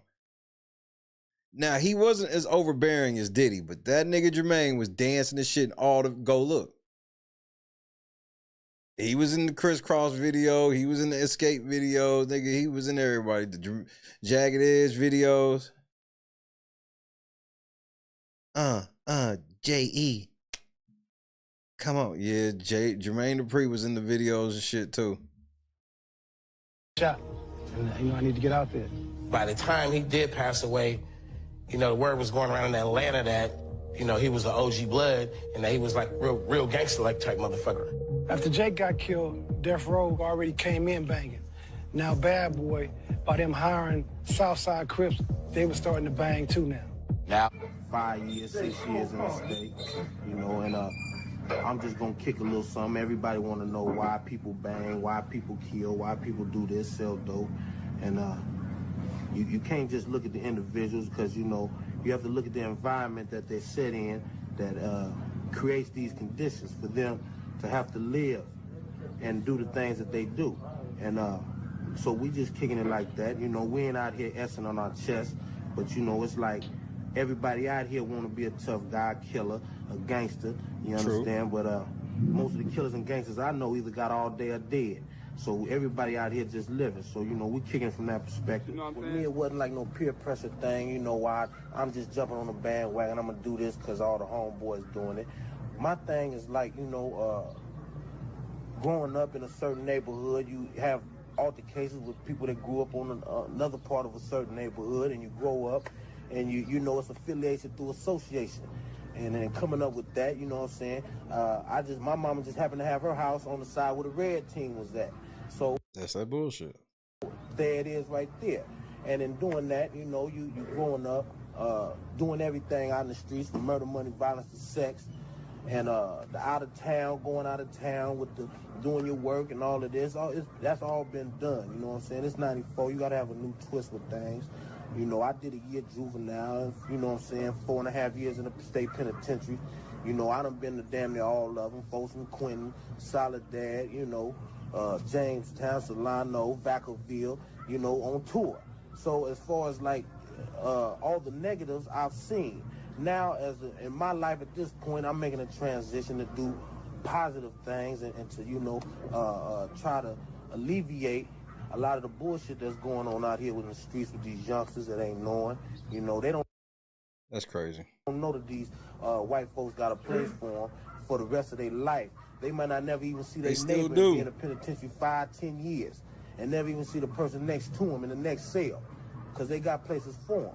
With these drive-bys, automatic weapons, everything that's going on out here, the dope, you know, they want to give us all day for catching 2 or 3 ounces hard. And you know what I'm saying? They catch John DeLorean with 100 keys in a camera, give him a smack on the hand so you see what's going on. So you got the, you know what I mean, peep game and just, you know, stay above water. You know what I'm saying? And with the Crips and the Bloods and this truce and all this, you know, I didn't participate with the truce because I didn't feel like it was being put down right.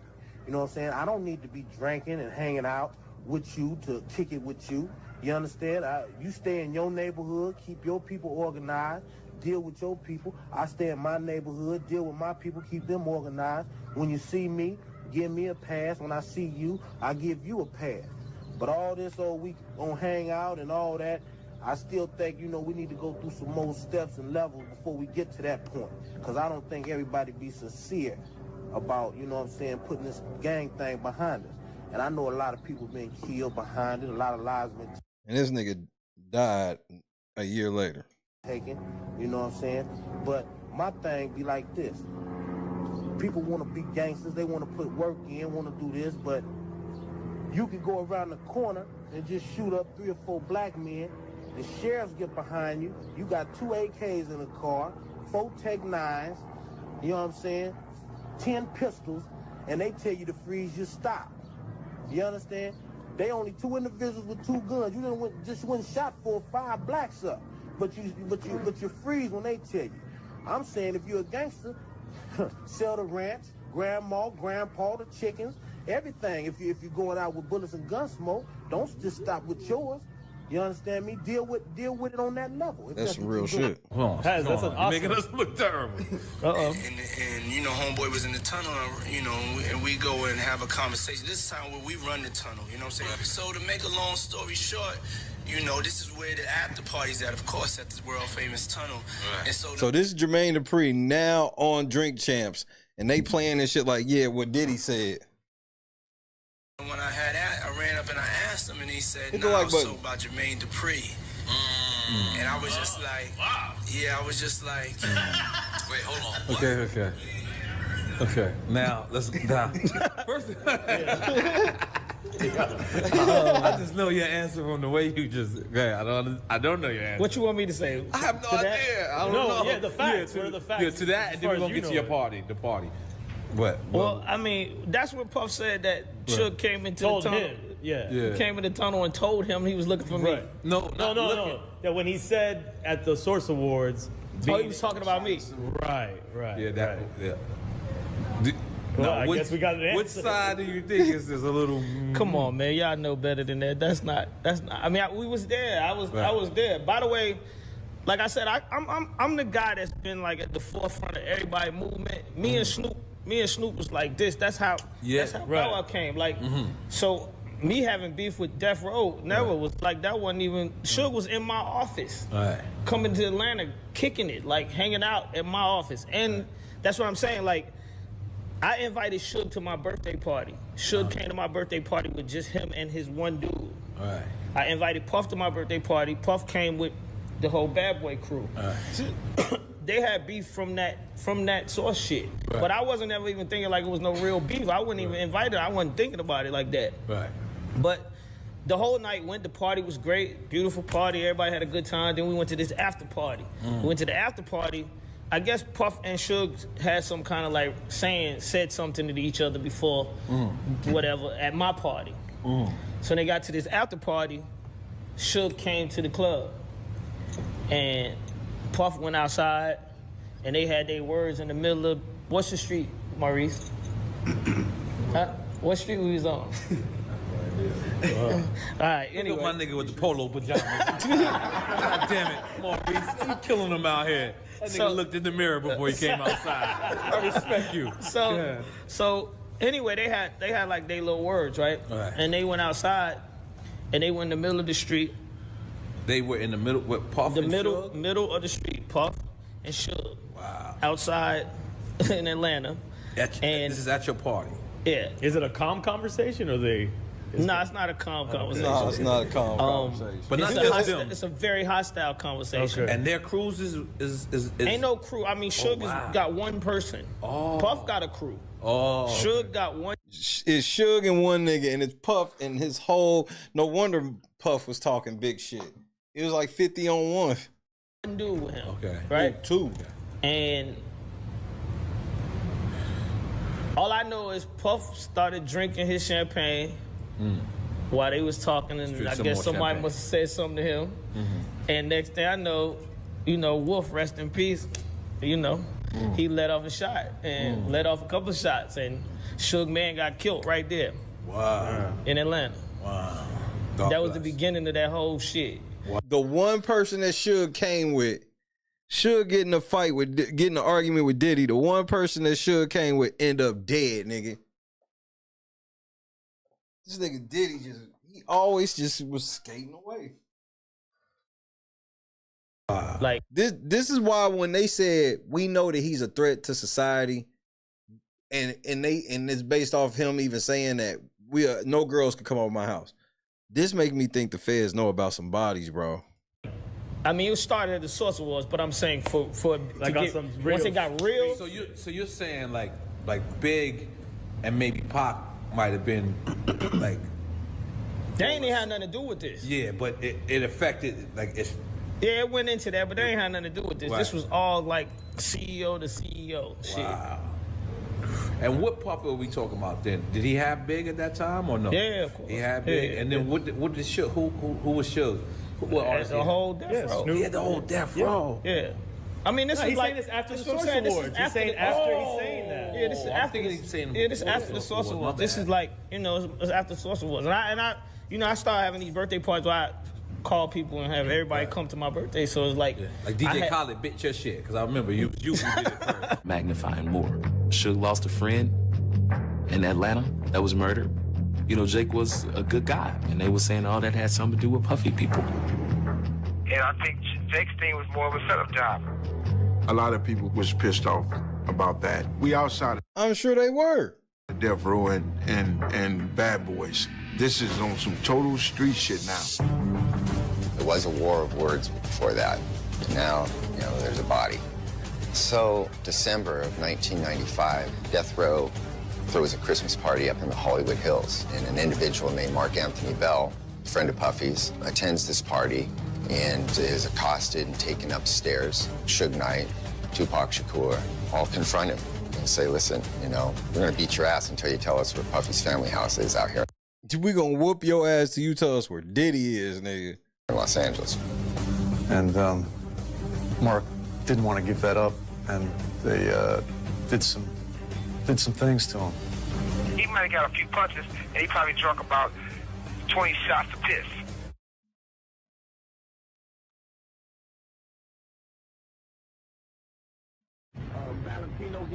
Some of the same events that could land He him. took a few punches and drunk about 20 shots of piss, allegedly.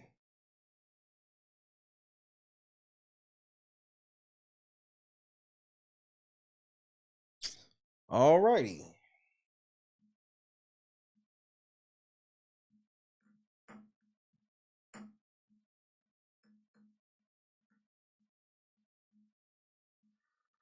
Just wow. And again, this is just in my opinion, that was just a small sampling of Diddy in his own words, nigga. Like, there's lots of interviews you can go back to. It's like, nigga, Diddy was just flagrant. And then a lot of shit he was accused of. Like, people forget about that damn college party that all them people died at and shit. It's just like, no matter what, it's just, he gets away with it.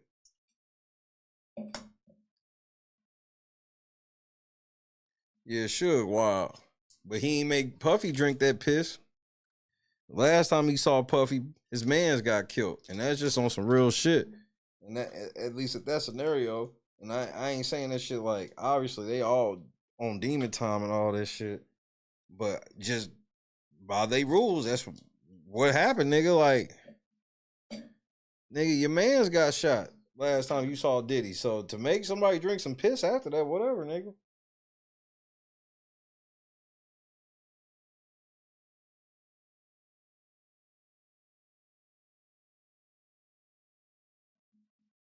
That's because for whatever reason, no matter what happened around Diddy, everybody would just brush it off. Kim Porter, all this shit just brushed off.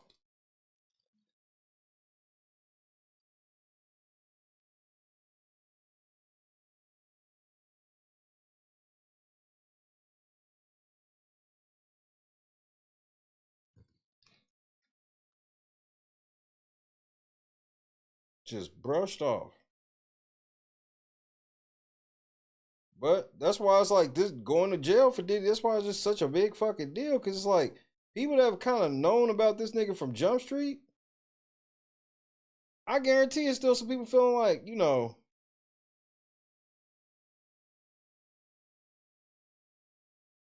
he gonna get out of it somehow. And that may be the case. But nigga, this shit is gone for Diddy been locked up longer already right now than anybody ever thought was possible ever. Like, you would be rich if you could bet people at the beginning in January, hey, I bet you $100, nigga. By the end of the year, Diddy will have at least been in jail in federal custody for 2 months. Niggas just locked down.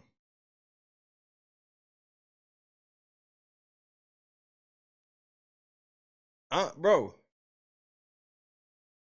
I'm surprised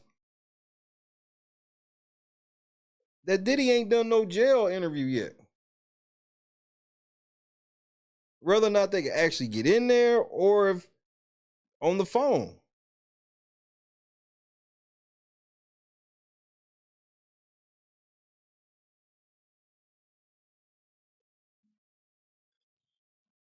I guess they like, you know, him saying anything is bad. I don't necessarily think so.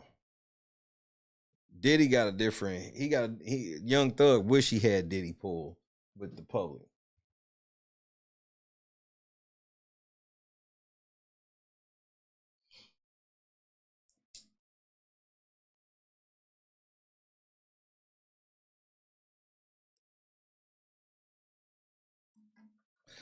That may be the case of him never getting out. Here's the crazy part. We at a crux where it can be guaranteed. If these motherfuckers that's sitting here claiming that if these 120, bro, out of these 120, only 5 of them got to be believable. See, that's the part that people don't realize. Only 5 of them stories got to be believable with some evidence. Diddy's done, bro. He's done. These motherfuckers sat here and said, hey, and if the feds are watching, please come talk to us. We love to talk to you.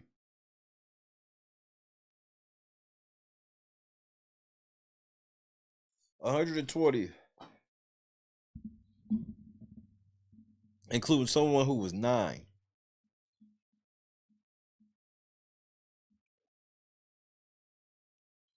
But here's the thing. Diddy was going to ask to be transferred to somewhere that's notoriously good and changed his mind. That should scare people about him in this situation at this so-called jail that's hell on earth. Well, I literally heard that this nigga went from trying to transfer to somewhere notoriously nice. He decided, nope, I'll just stay where I'm at.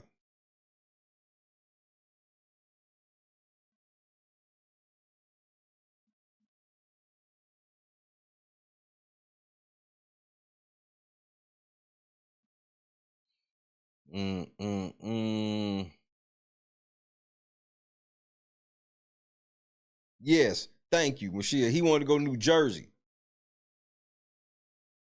Then magically he's like, you know what? Never mind. I'm good.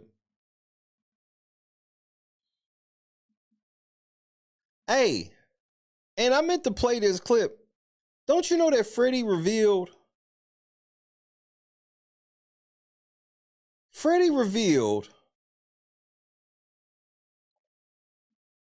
You know when they went to go get that cheesecake?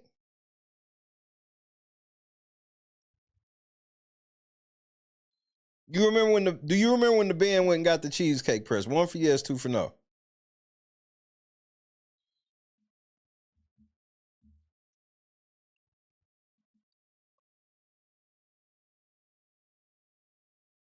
So Fred said that they didn't even get that cheesecake for Puff. He said they got that cheesecake for Beyonce.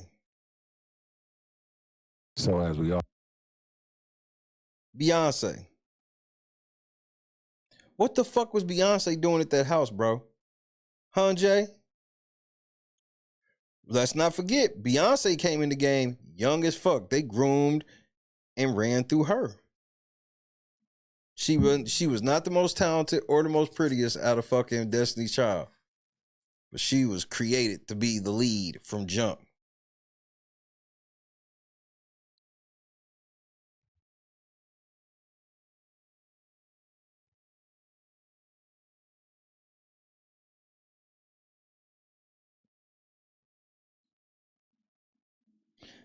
There's this video somebody put out, All Urban Central. You won't believe the old videos that surfaced about after P. Diddy got locked up. Let's check this shit out. We only close to 3.5 in. We got time. Allegedly. So as we all know, Diddy has been in the news almost every single day with new videos coming out every second of the day. But this video that just came out is outrageous. So this is an old video, and these are kind of proving a lot of accusations. Check this video out. About it, that's a truth. Hold on. Both of y'all. Let's get both of y'all. Ain't no dick riding going on. You know what I'm saying? Ain't no dick riding going on at all. You talk about balling and just this and that. I know you're thinking watch, Rolly bracelet. Yeah, it ain't no watch. No. This is how he smoke. Check your man out. What the fuck was that, Puff? Talk about balling and just this and that. I know you're thinking watch, Rolly bracelet. Yeah, it ain't no watch. No. This is how he smoke. Check your man out. Yeah, this is a new thing. Could that have been any more zesty? Yeah, I'm letting the whole crew smokes, you know? Everybody smokes. This is what I got. Now, that was the most out-of-pocket video that I think That was zesty ever.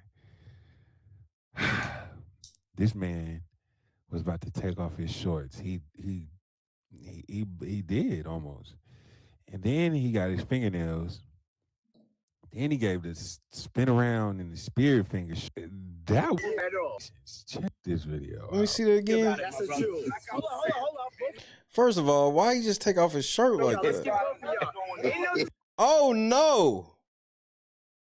That nigga almost pulled his dick out. Dick riding going on. You know what I'm saying? Oh no, nigga! A lot of accusations. Check this video out. About it. That's a truth. Hold on. Both of y'all. Let's get both of y'all. Ain't no dick riding going on. You know what I'm saying?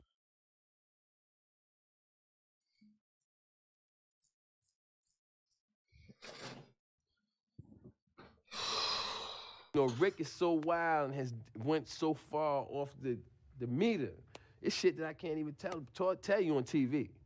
I mean, you know, for the sake of our friendship, you know what I'm saying? I'm not even gonna bring it up. But trust me, he's went there. He has went where it's like, yo, Rick, man, what the fuck is wrong with you, man? You done took this shit too far. And his response is like this: there's no such place. Darkness. Let's go to the abyss, nigga.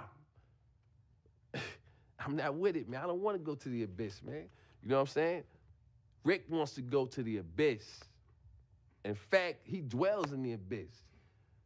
Rick James dwells in the abyss, okay? And he wants company sometimes, you know? And for some reason, he likes to reach out for me. Whenever I'm around, when he wants to go there, he will reach out for me to try to take me to the abyss with him. And I'm not with it, man. I'm not with it.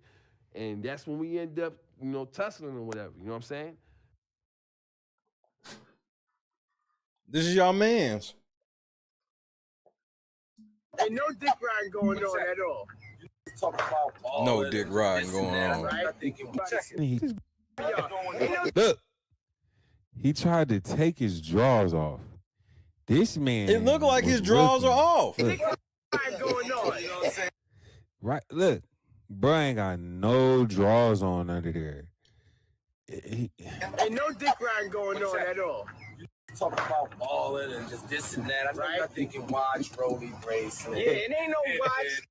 Then you turn around No, this is and do this crazy pose. What is this? Bro. What is this? Oh, and then you twirl like a ballerina. Then you put the fingernails out. I guess you wanted to show that you had got them done. Bruh turned around like, bro, what you on? Then he spins around again. That's definitely a Kylie Jenner pose. Yeah, I'm letting the whole crew smoke. Then he puts both of the fingers up in the air. Nigga, Puff higher than a motherfucker. Hey, nigga, I stand on it. Puff higher than a bitch. Nigga, that's not drunk. He high, nigga. Puff might be on mushrooms. And starts giving you spirit fingers. You know, everybody checking. This is what I got. Oh, nah. This nigga high than a bitch. I think this might be one of the wildest videos that I ever did. I just don't understand what made him take his shorts off and what he high. What made, bro? This is crazy. He almost came out the pants.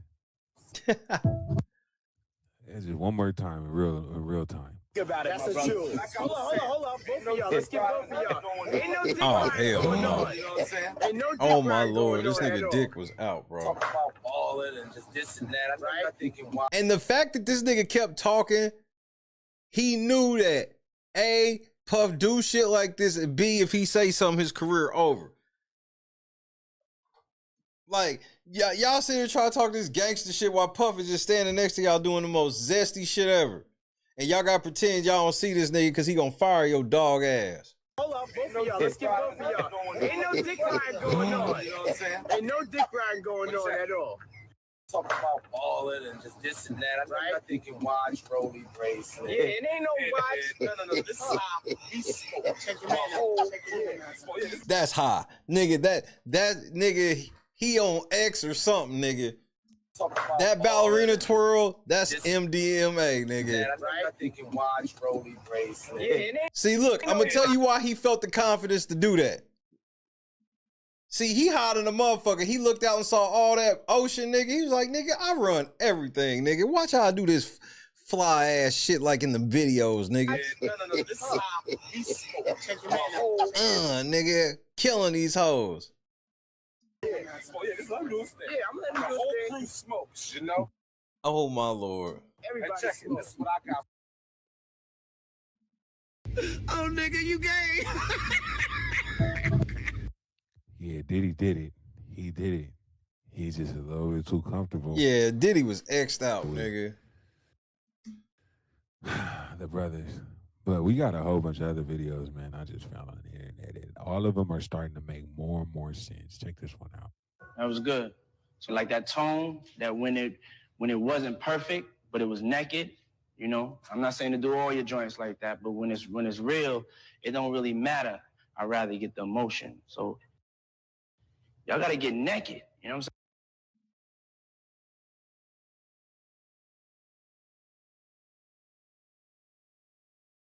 I'm saying? Y'all gotta get naked. You got where I'm coming from?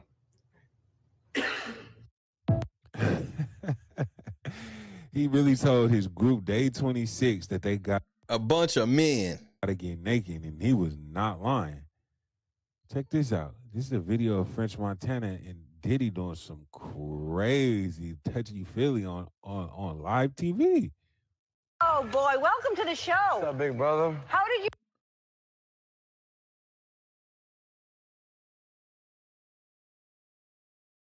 Bro, Diddy, what you reaching for? like, hey, bro, we on the same page. To come together. I mean, this is really a special relationship. So this is big for both of you. But how did you come? Nah, bro, he was reaching and touching. You do not touch a man below the waist like that. You just don't do that. Look at this. Oh boy, welcome to the show. See, that's where you wrong, cuz when the Chappelle Show skit came out, you gotta remember, I was working on the radio. Nigga, everybody knew about Diddy back then, bro. Everybody knew about Diddy back then. I have not been a Diddy fan since like 97. Even though I can recognize like some of the songs since then been hot or whatever. Nigga, Diddy been Diddy. So when that Chappelle skit shit came out, like niggas knew like that shit was way more true. Niggas thought they were just trying to be, he was being funny about the show. It's like, nah, y'all don't realize Diddy be like that for real with niggas. And he walk around with big ass bodyguards punking niggas. What's up, big brother? How did you two come together? I mean, Bro, what is that? Oh my gosh. Check this one out. This is when he's talking about having a three-way with Jada Pinkett and Will Smith. I saw a guy on the internet the other day who said he used to be your security guard, who said that when you were dating J-Lo, Will Smith and Jada tried to pick her up on a threesome and you were going to beat up Will Smith. Is that true? This show's gotten crazier since the last time I peeked. No, it's all about love, though. That's not true. You really heard that? What? Yeah, I watched it on the Yeah, I seen that, Diddy. Just answer the question, nigga. internet. You're telling me I can't believe everything I read? I don't know what you're talking about. Nah, he looking like, bruh, how did you hear that? That is so true. That nigga's like, you get, nah, he mad he gave Gene Deal credibility. I'm gonna give it to you raw. Clarence makes sure that you don't get straight up. There's a lot of going on in the entertainment industry, and if you are important to the overall greater good, he's gonna step in like black man. When we went to meet. Oh my gosh. Just don't get outrageous. Yeah, check this video out. If you take that top card. When I die, I want my last words to be, I did it. So you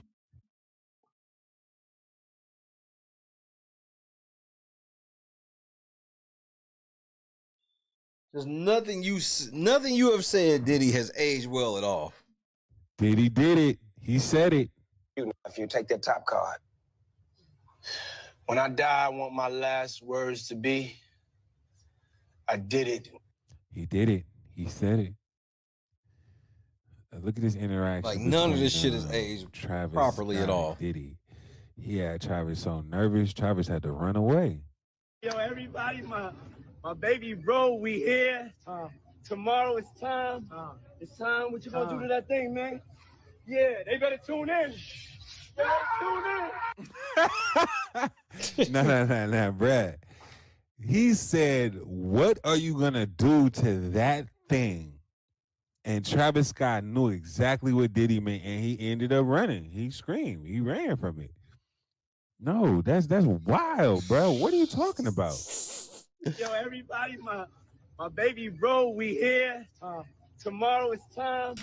It's time. What you gonna do to that thing, man?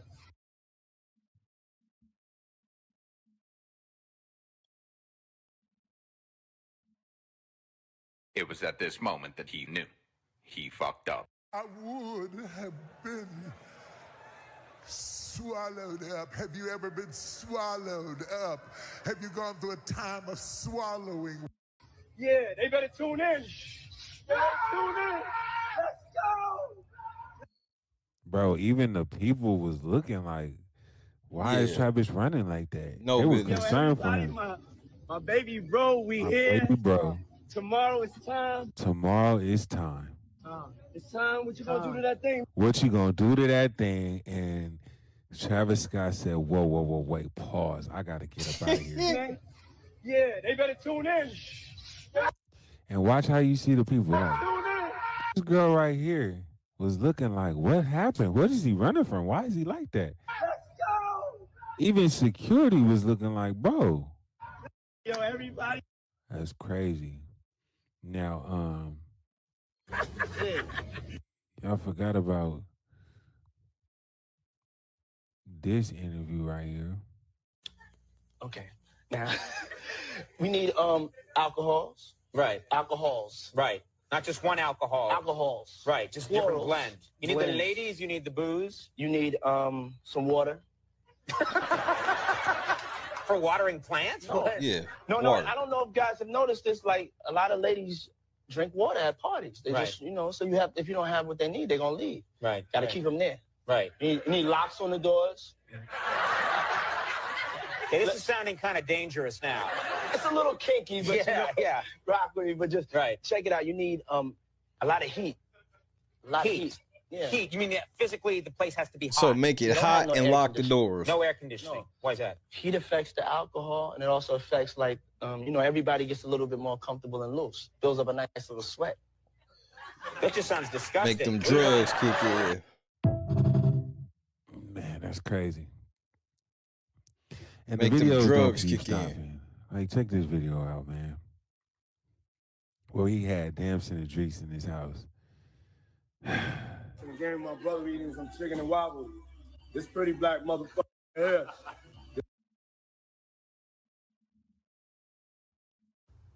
What was that? Well, he had Damson and Drees in his house. In the game, my brother eating some chicken and waffles. This pretty black motherfucker here. Nah, nigga, we not doing that. You not saying this pretty black motherfucker right here to me, nigga. Nah, nigga. Hell no, nigga. Just Diddy just be casually fucking turning y'all to his sluts right in front of everybody. This pretty black motherfucker here.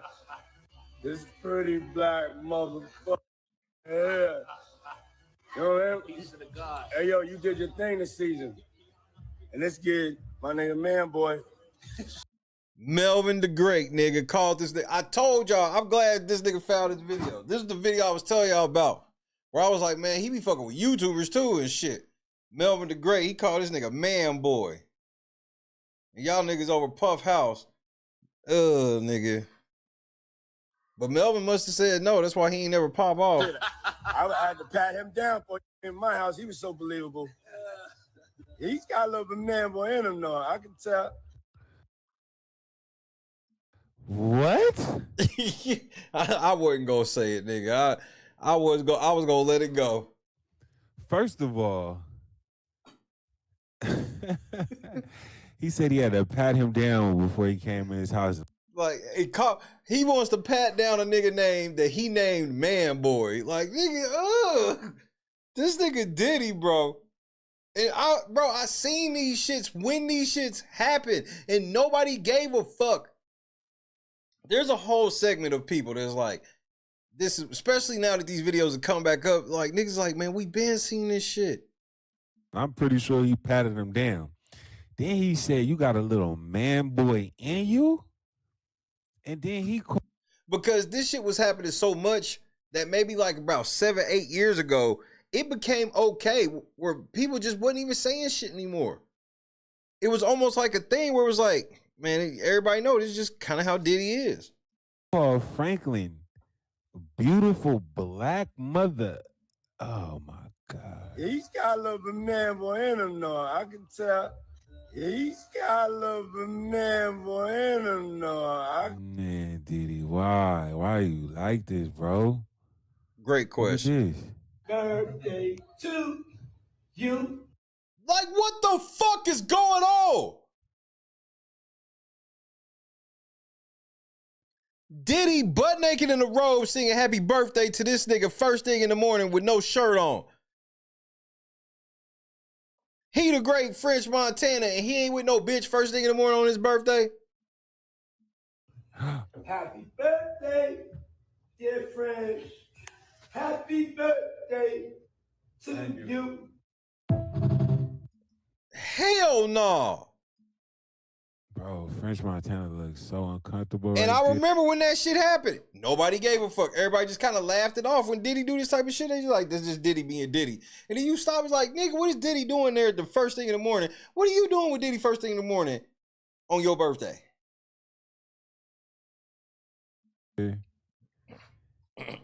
And this is the icing on the cake right here, man. Y'all gotta see this one. This is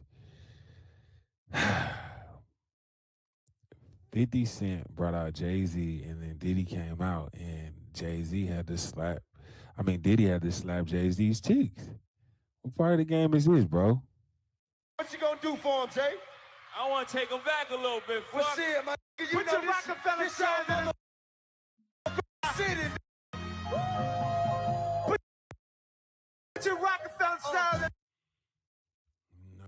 And nigga, again, we seen this shit decades ago. Nobody gave a fuck. Oh, why did he smack his butt 2 times? Not 1, but 2. What you gonna do for him, Jay? I want to take him back a little bit. And Jay didn't even respond. Oh, my God. Everybody be like, this is Diddy being Diddy. Yeah, man. Starting to look like Diddy really did it. Let us know what you think. Is more videos gonna come out? Probably so. Stay tuned. Well, I'm sure they are. Like, cause there's several that I can remember that I just don't know where they at. There's several that I remember that I don't know I remember. You know what I'm saying? Like, they probably like, oh yeah. That's why to certain people it was like, this is a kind of a shock. It's like, he done got away with shit for so long. And this shit ain't over until it's over, you know what I mean?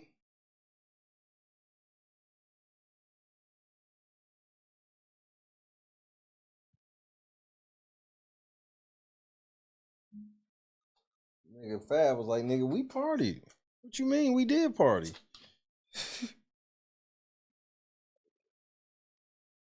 Nah, nigga, we ain't like party.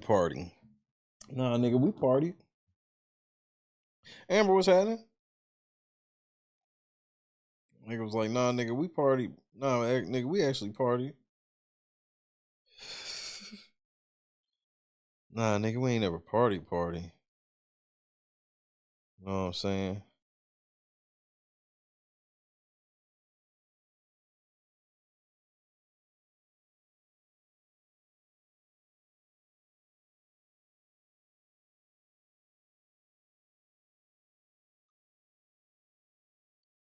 He was all but demanding he wouldn't go through.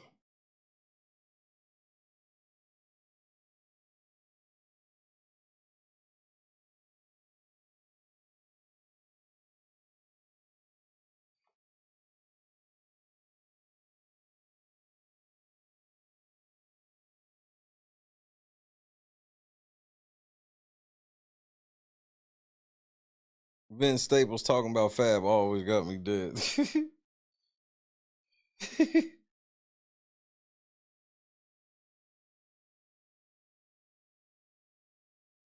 Man, that Diddy shit was wild on Drink Champs. And that's not the first time. Like, it's several times. Drink Champs was just like, by the time Drink Champs came around and then Diddy went on there, like, I know Nori was nervous the whole day because everybody know how Diddy is. But he the nigga with the power, so.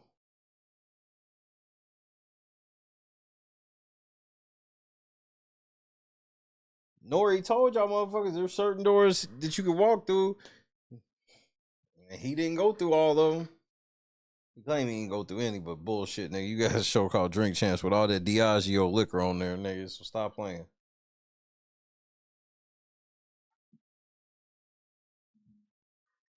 So don't play with me, Nori.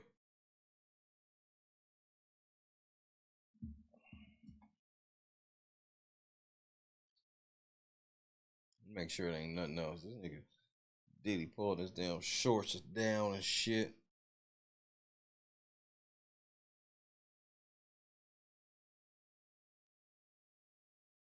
Better Call Saul talking about there's 120 motherfuckers.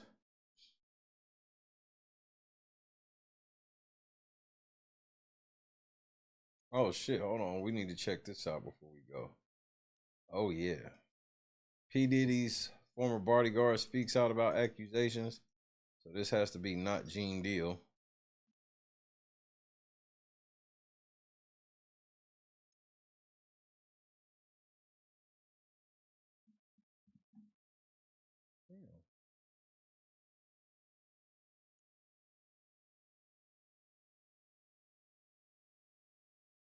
So you do a nigga like that and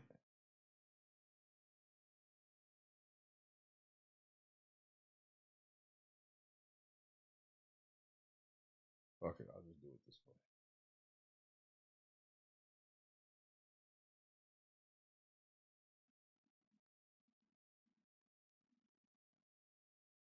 A former celebrity security.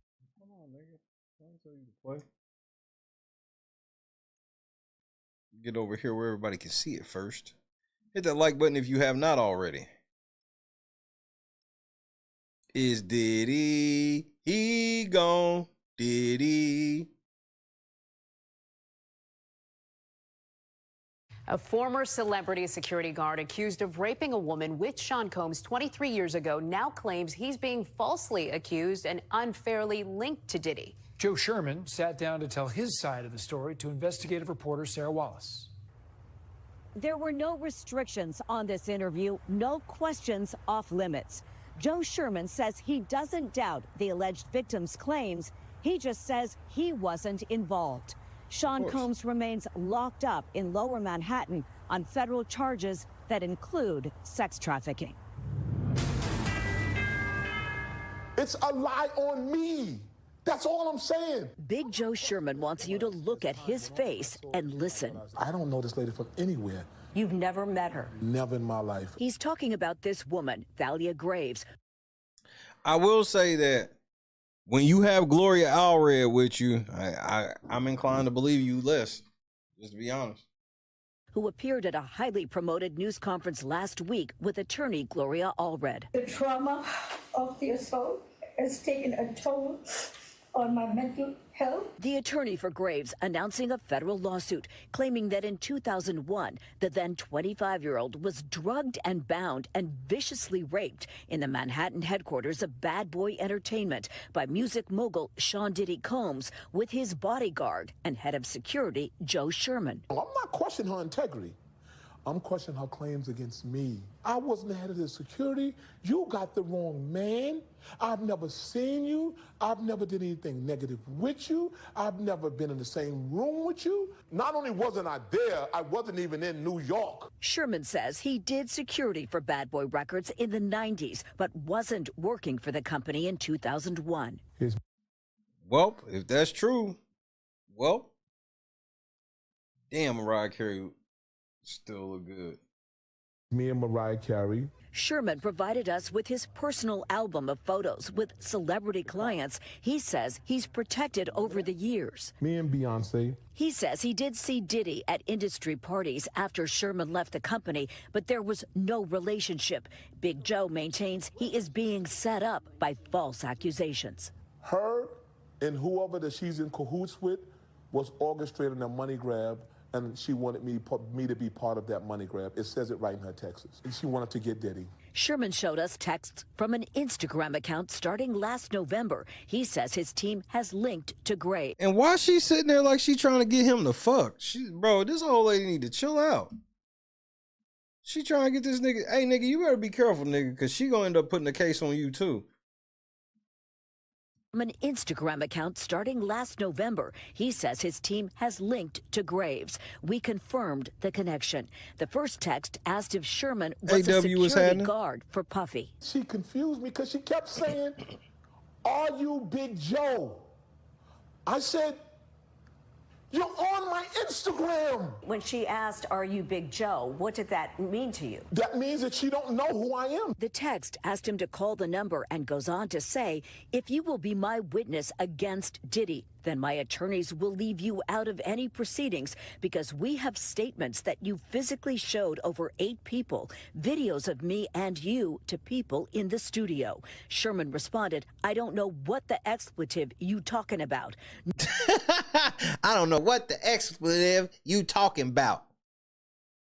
Know who the expletive you are. He was still named in the lawsuit. Was there any video? Not only was there never a video, I never saw the woman. I'm nothing but a scapegoat for this BS. Because I wouldn't get Puffy and lie on Sean Combs. We reached out to Allred asking about the texts and Sherman's denial that he was involved. Her email response, "The complaint speaks for itself."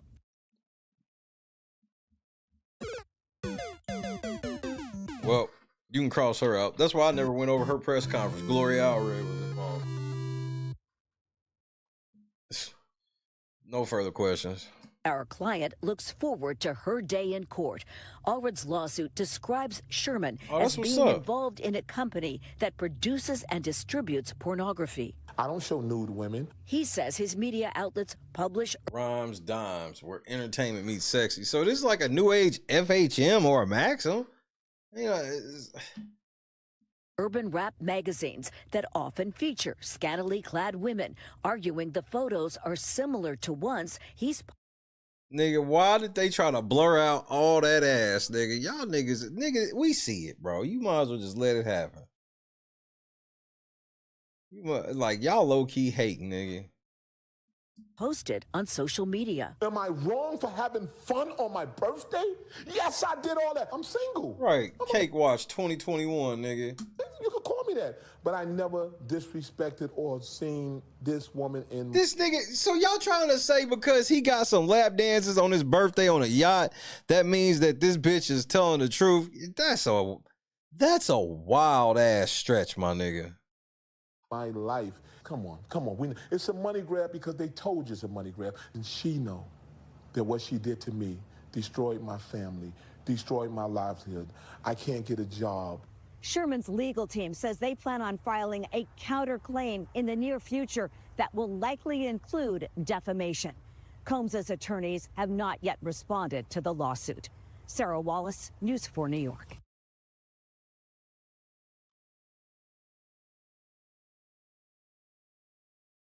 Nigga. So that nigga came out and said that bitch lying. He was like, fuck with Diddy. He was like, nigga, I got proof that they wanted me to tell on Diddy. They tried it. Not slick. Them motherfuckers tried it. Hell no. That nigga pulled up whole ass conversation, nigga. It's like, hey, are these text messages shit true? The complaint speaks for itself. The complaint doesn't mention this at all. It speaks for itself. Lying, bitch. It speaks for itself.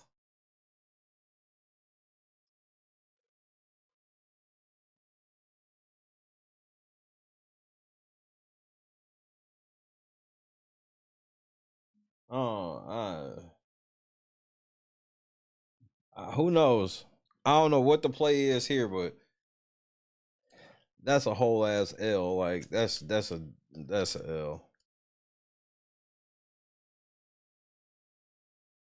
That was a fucking L.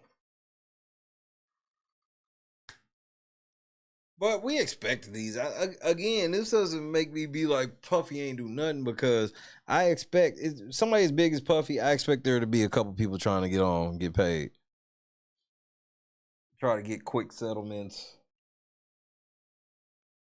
They know they got flimsy shit that they trying to turn into something that's not what they trying to make it. and they just hoping that people will give us some money just to go away. And when you talking about 120 people, nah, they said 3,000 people called.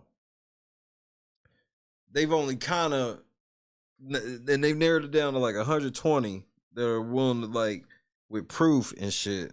And then they even getting that, allegedly getting that shit verified. Like I said, we'll see. They talked a big game. They said within 30 days. So so Busby, you got your little 1 day of press. So you better come through, nigga, or niggas is gonna be mad.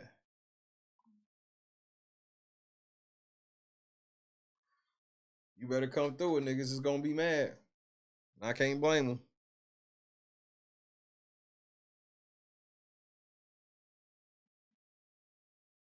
One more sweep before I get gone.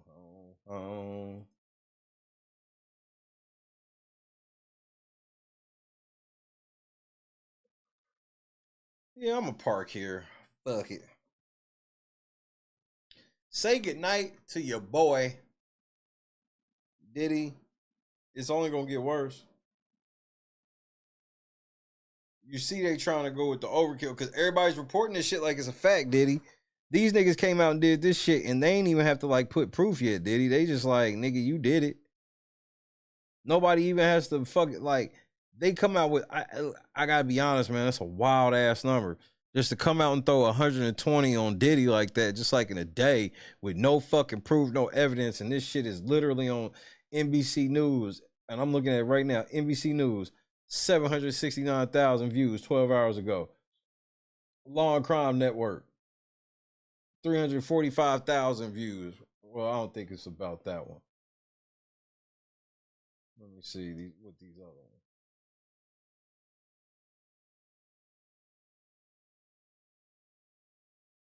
All right, nobody else on that front.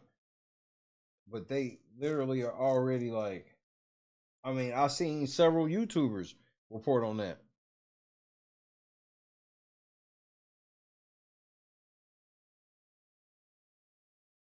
Inside Edition. Sean Diddy Combs to be hit with 100 new lawsuits. ABC Chicago, 120 accusers alleged sexual misconduct against Diddy. Fox 26 Houston had the whole press conference.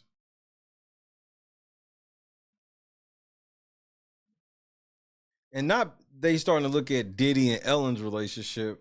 That should be fun to look at. Court TV, Houston law firm to represent 120 alleged victims, 25 minors. These niggas live now from Fox. Sean Diddy Combs facing 100 plus new sexual assault lawsuits. Like they ain't even got to prove this shit. They just said this shit. It's almost like we could just do that shit. We can just call a press conference and say we gonna file a lawsuit within 30 days and go viral.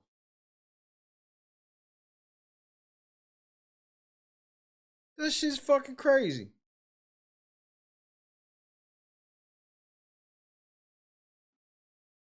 Mashia, David, Avis, Kendra, French Dip, Janice, shout out to Bob, Big, Lennox, Joy, Avis, Ty. Over 3,000 called in to report on Diddy, but only 120.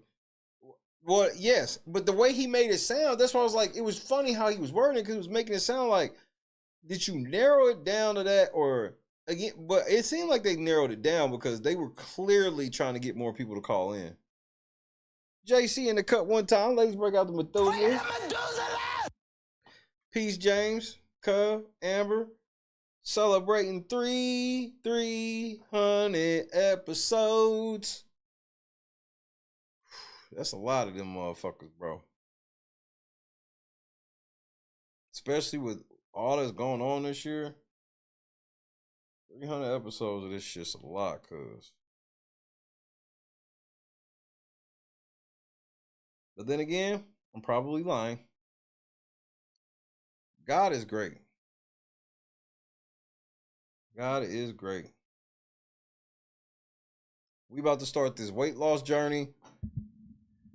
I'm about to start going to the batting cage. I'm about to start shooting ball. I'm about to start having fun with life.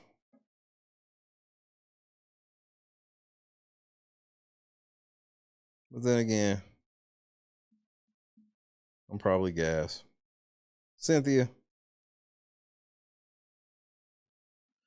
Andrea.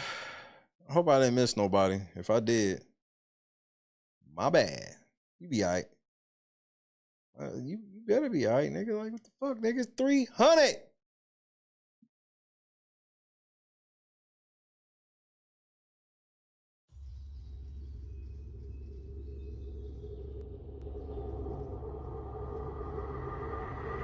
Donis. Yo, what's going on, boys? How are you? Yo, dab me up. Hey, all right. I just got. I'm getting back in shape. Yo, there, brother. Yeah. I just got a little bit of shit left in the refrigerator. I got to eat up. Just like of the unsavory variety, and then it's on. I've been slowly putting other shit in. It's on. I'm Octavius Gray. And I'm Steve. I ain't never played baseball before, and I want to play this spring. If I gotta settle for softball, I will. But if there's some older baseball, I want to play, even if I'm the worst nigga in the shit.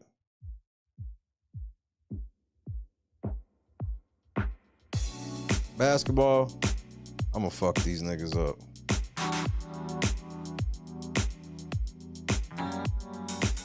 I'm out here in my Jordan pool right now. Got my F1 speed out.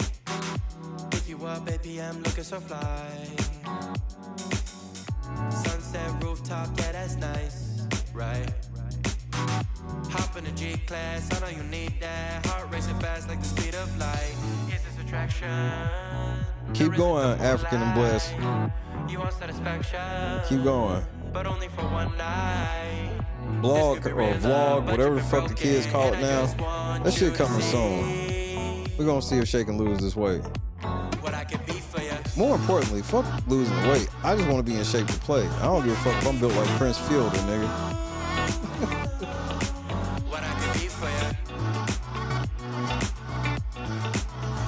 That's the whole plan of this, Janice. That's the whole plan. What I could be for you. You got me wrapped up in your love. Barely. It is what it is, Clea. I'm excited, man. I'm trying to live life. And the pain is almost over, so I can finally do the fun shit I talked about months ago. What you did, who you were with, I don't care about those days. When I'm God's with you, plan. I won't complain. Share your success and heartbreak. Oh, I'll be ready in a couple months, cuz. Never leave you dissatisfied, but I need you to let me know. Is this attraction, or is it the moonlight? You want satisfaction, but only for one night. I'm about to get a membership at the batting cage. And I just want you to see Then I'm gonna go buy me a bat. what I can be for you. What I can be for you. What I can be for you. What I can be for you. What I can be for you. Baby girl, it's just one night. Yeah, baby girl, it's just one night. Oh, yeah, it's just one night. Yeah, baby girl, it's just one night. Yeah, girl, it's just one night. Yeah, baby girl, it's just one night. Oh, yeah, it's just one night. Yeah, baby girl, it's just one night.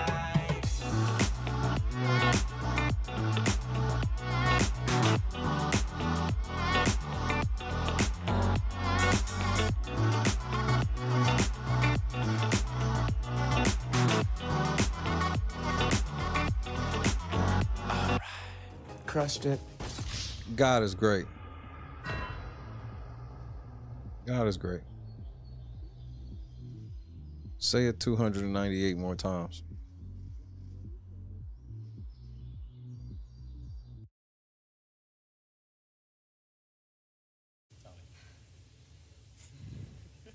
Guys, I gotta go. You got it, I don't Jess. want to hurt myself. You got a pee? It's all right. No, You you got it, gotta go. Jess. You gotta go, girl. Let go. I don't even want to fall. Turn to the side. You're okay. You Just good. land right on that booty, girl. Just put your legs out Turn and to the fall on side. your booty. Jess, you're amazing. You got it. You got it. You got it. Turn to the side. Just let go and turn. Like you're laying in bed. Yep. Like you're jumping onto your bed on your side. So let go, turn to the side, shut your eyes. You got it, my love. Just turn to the side.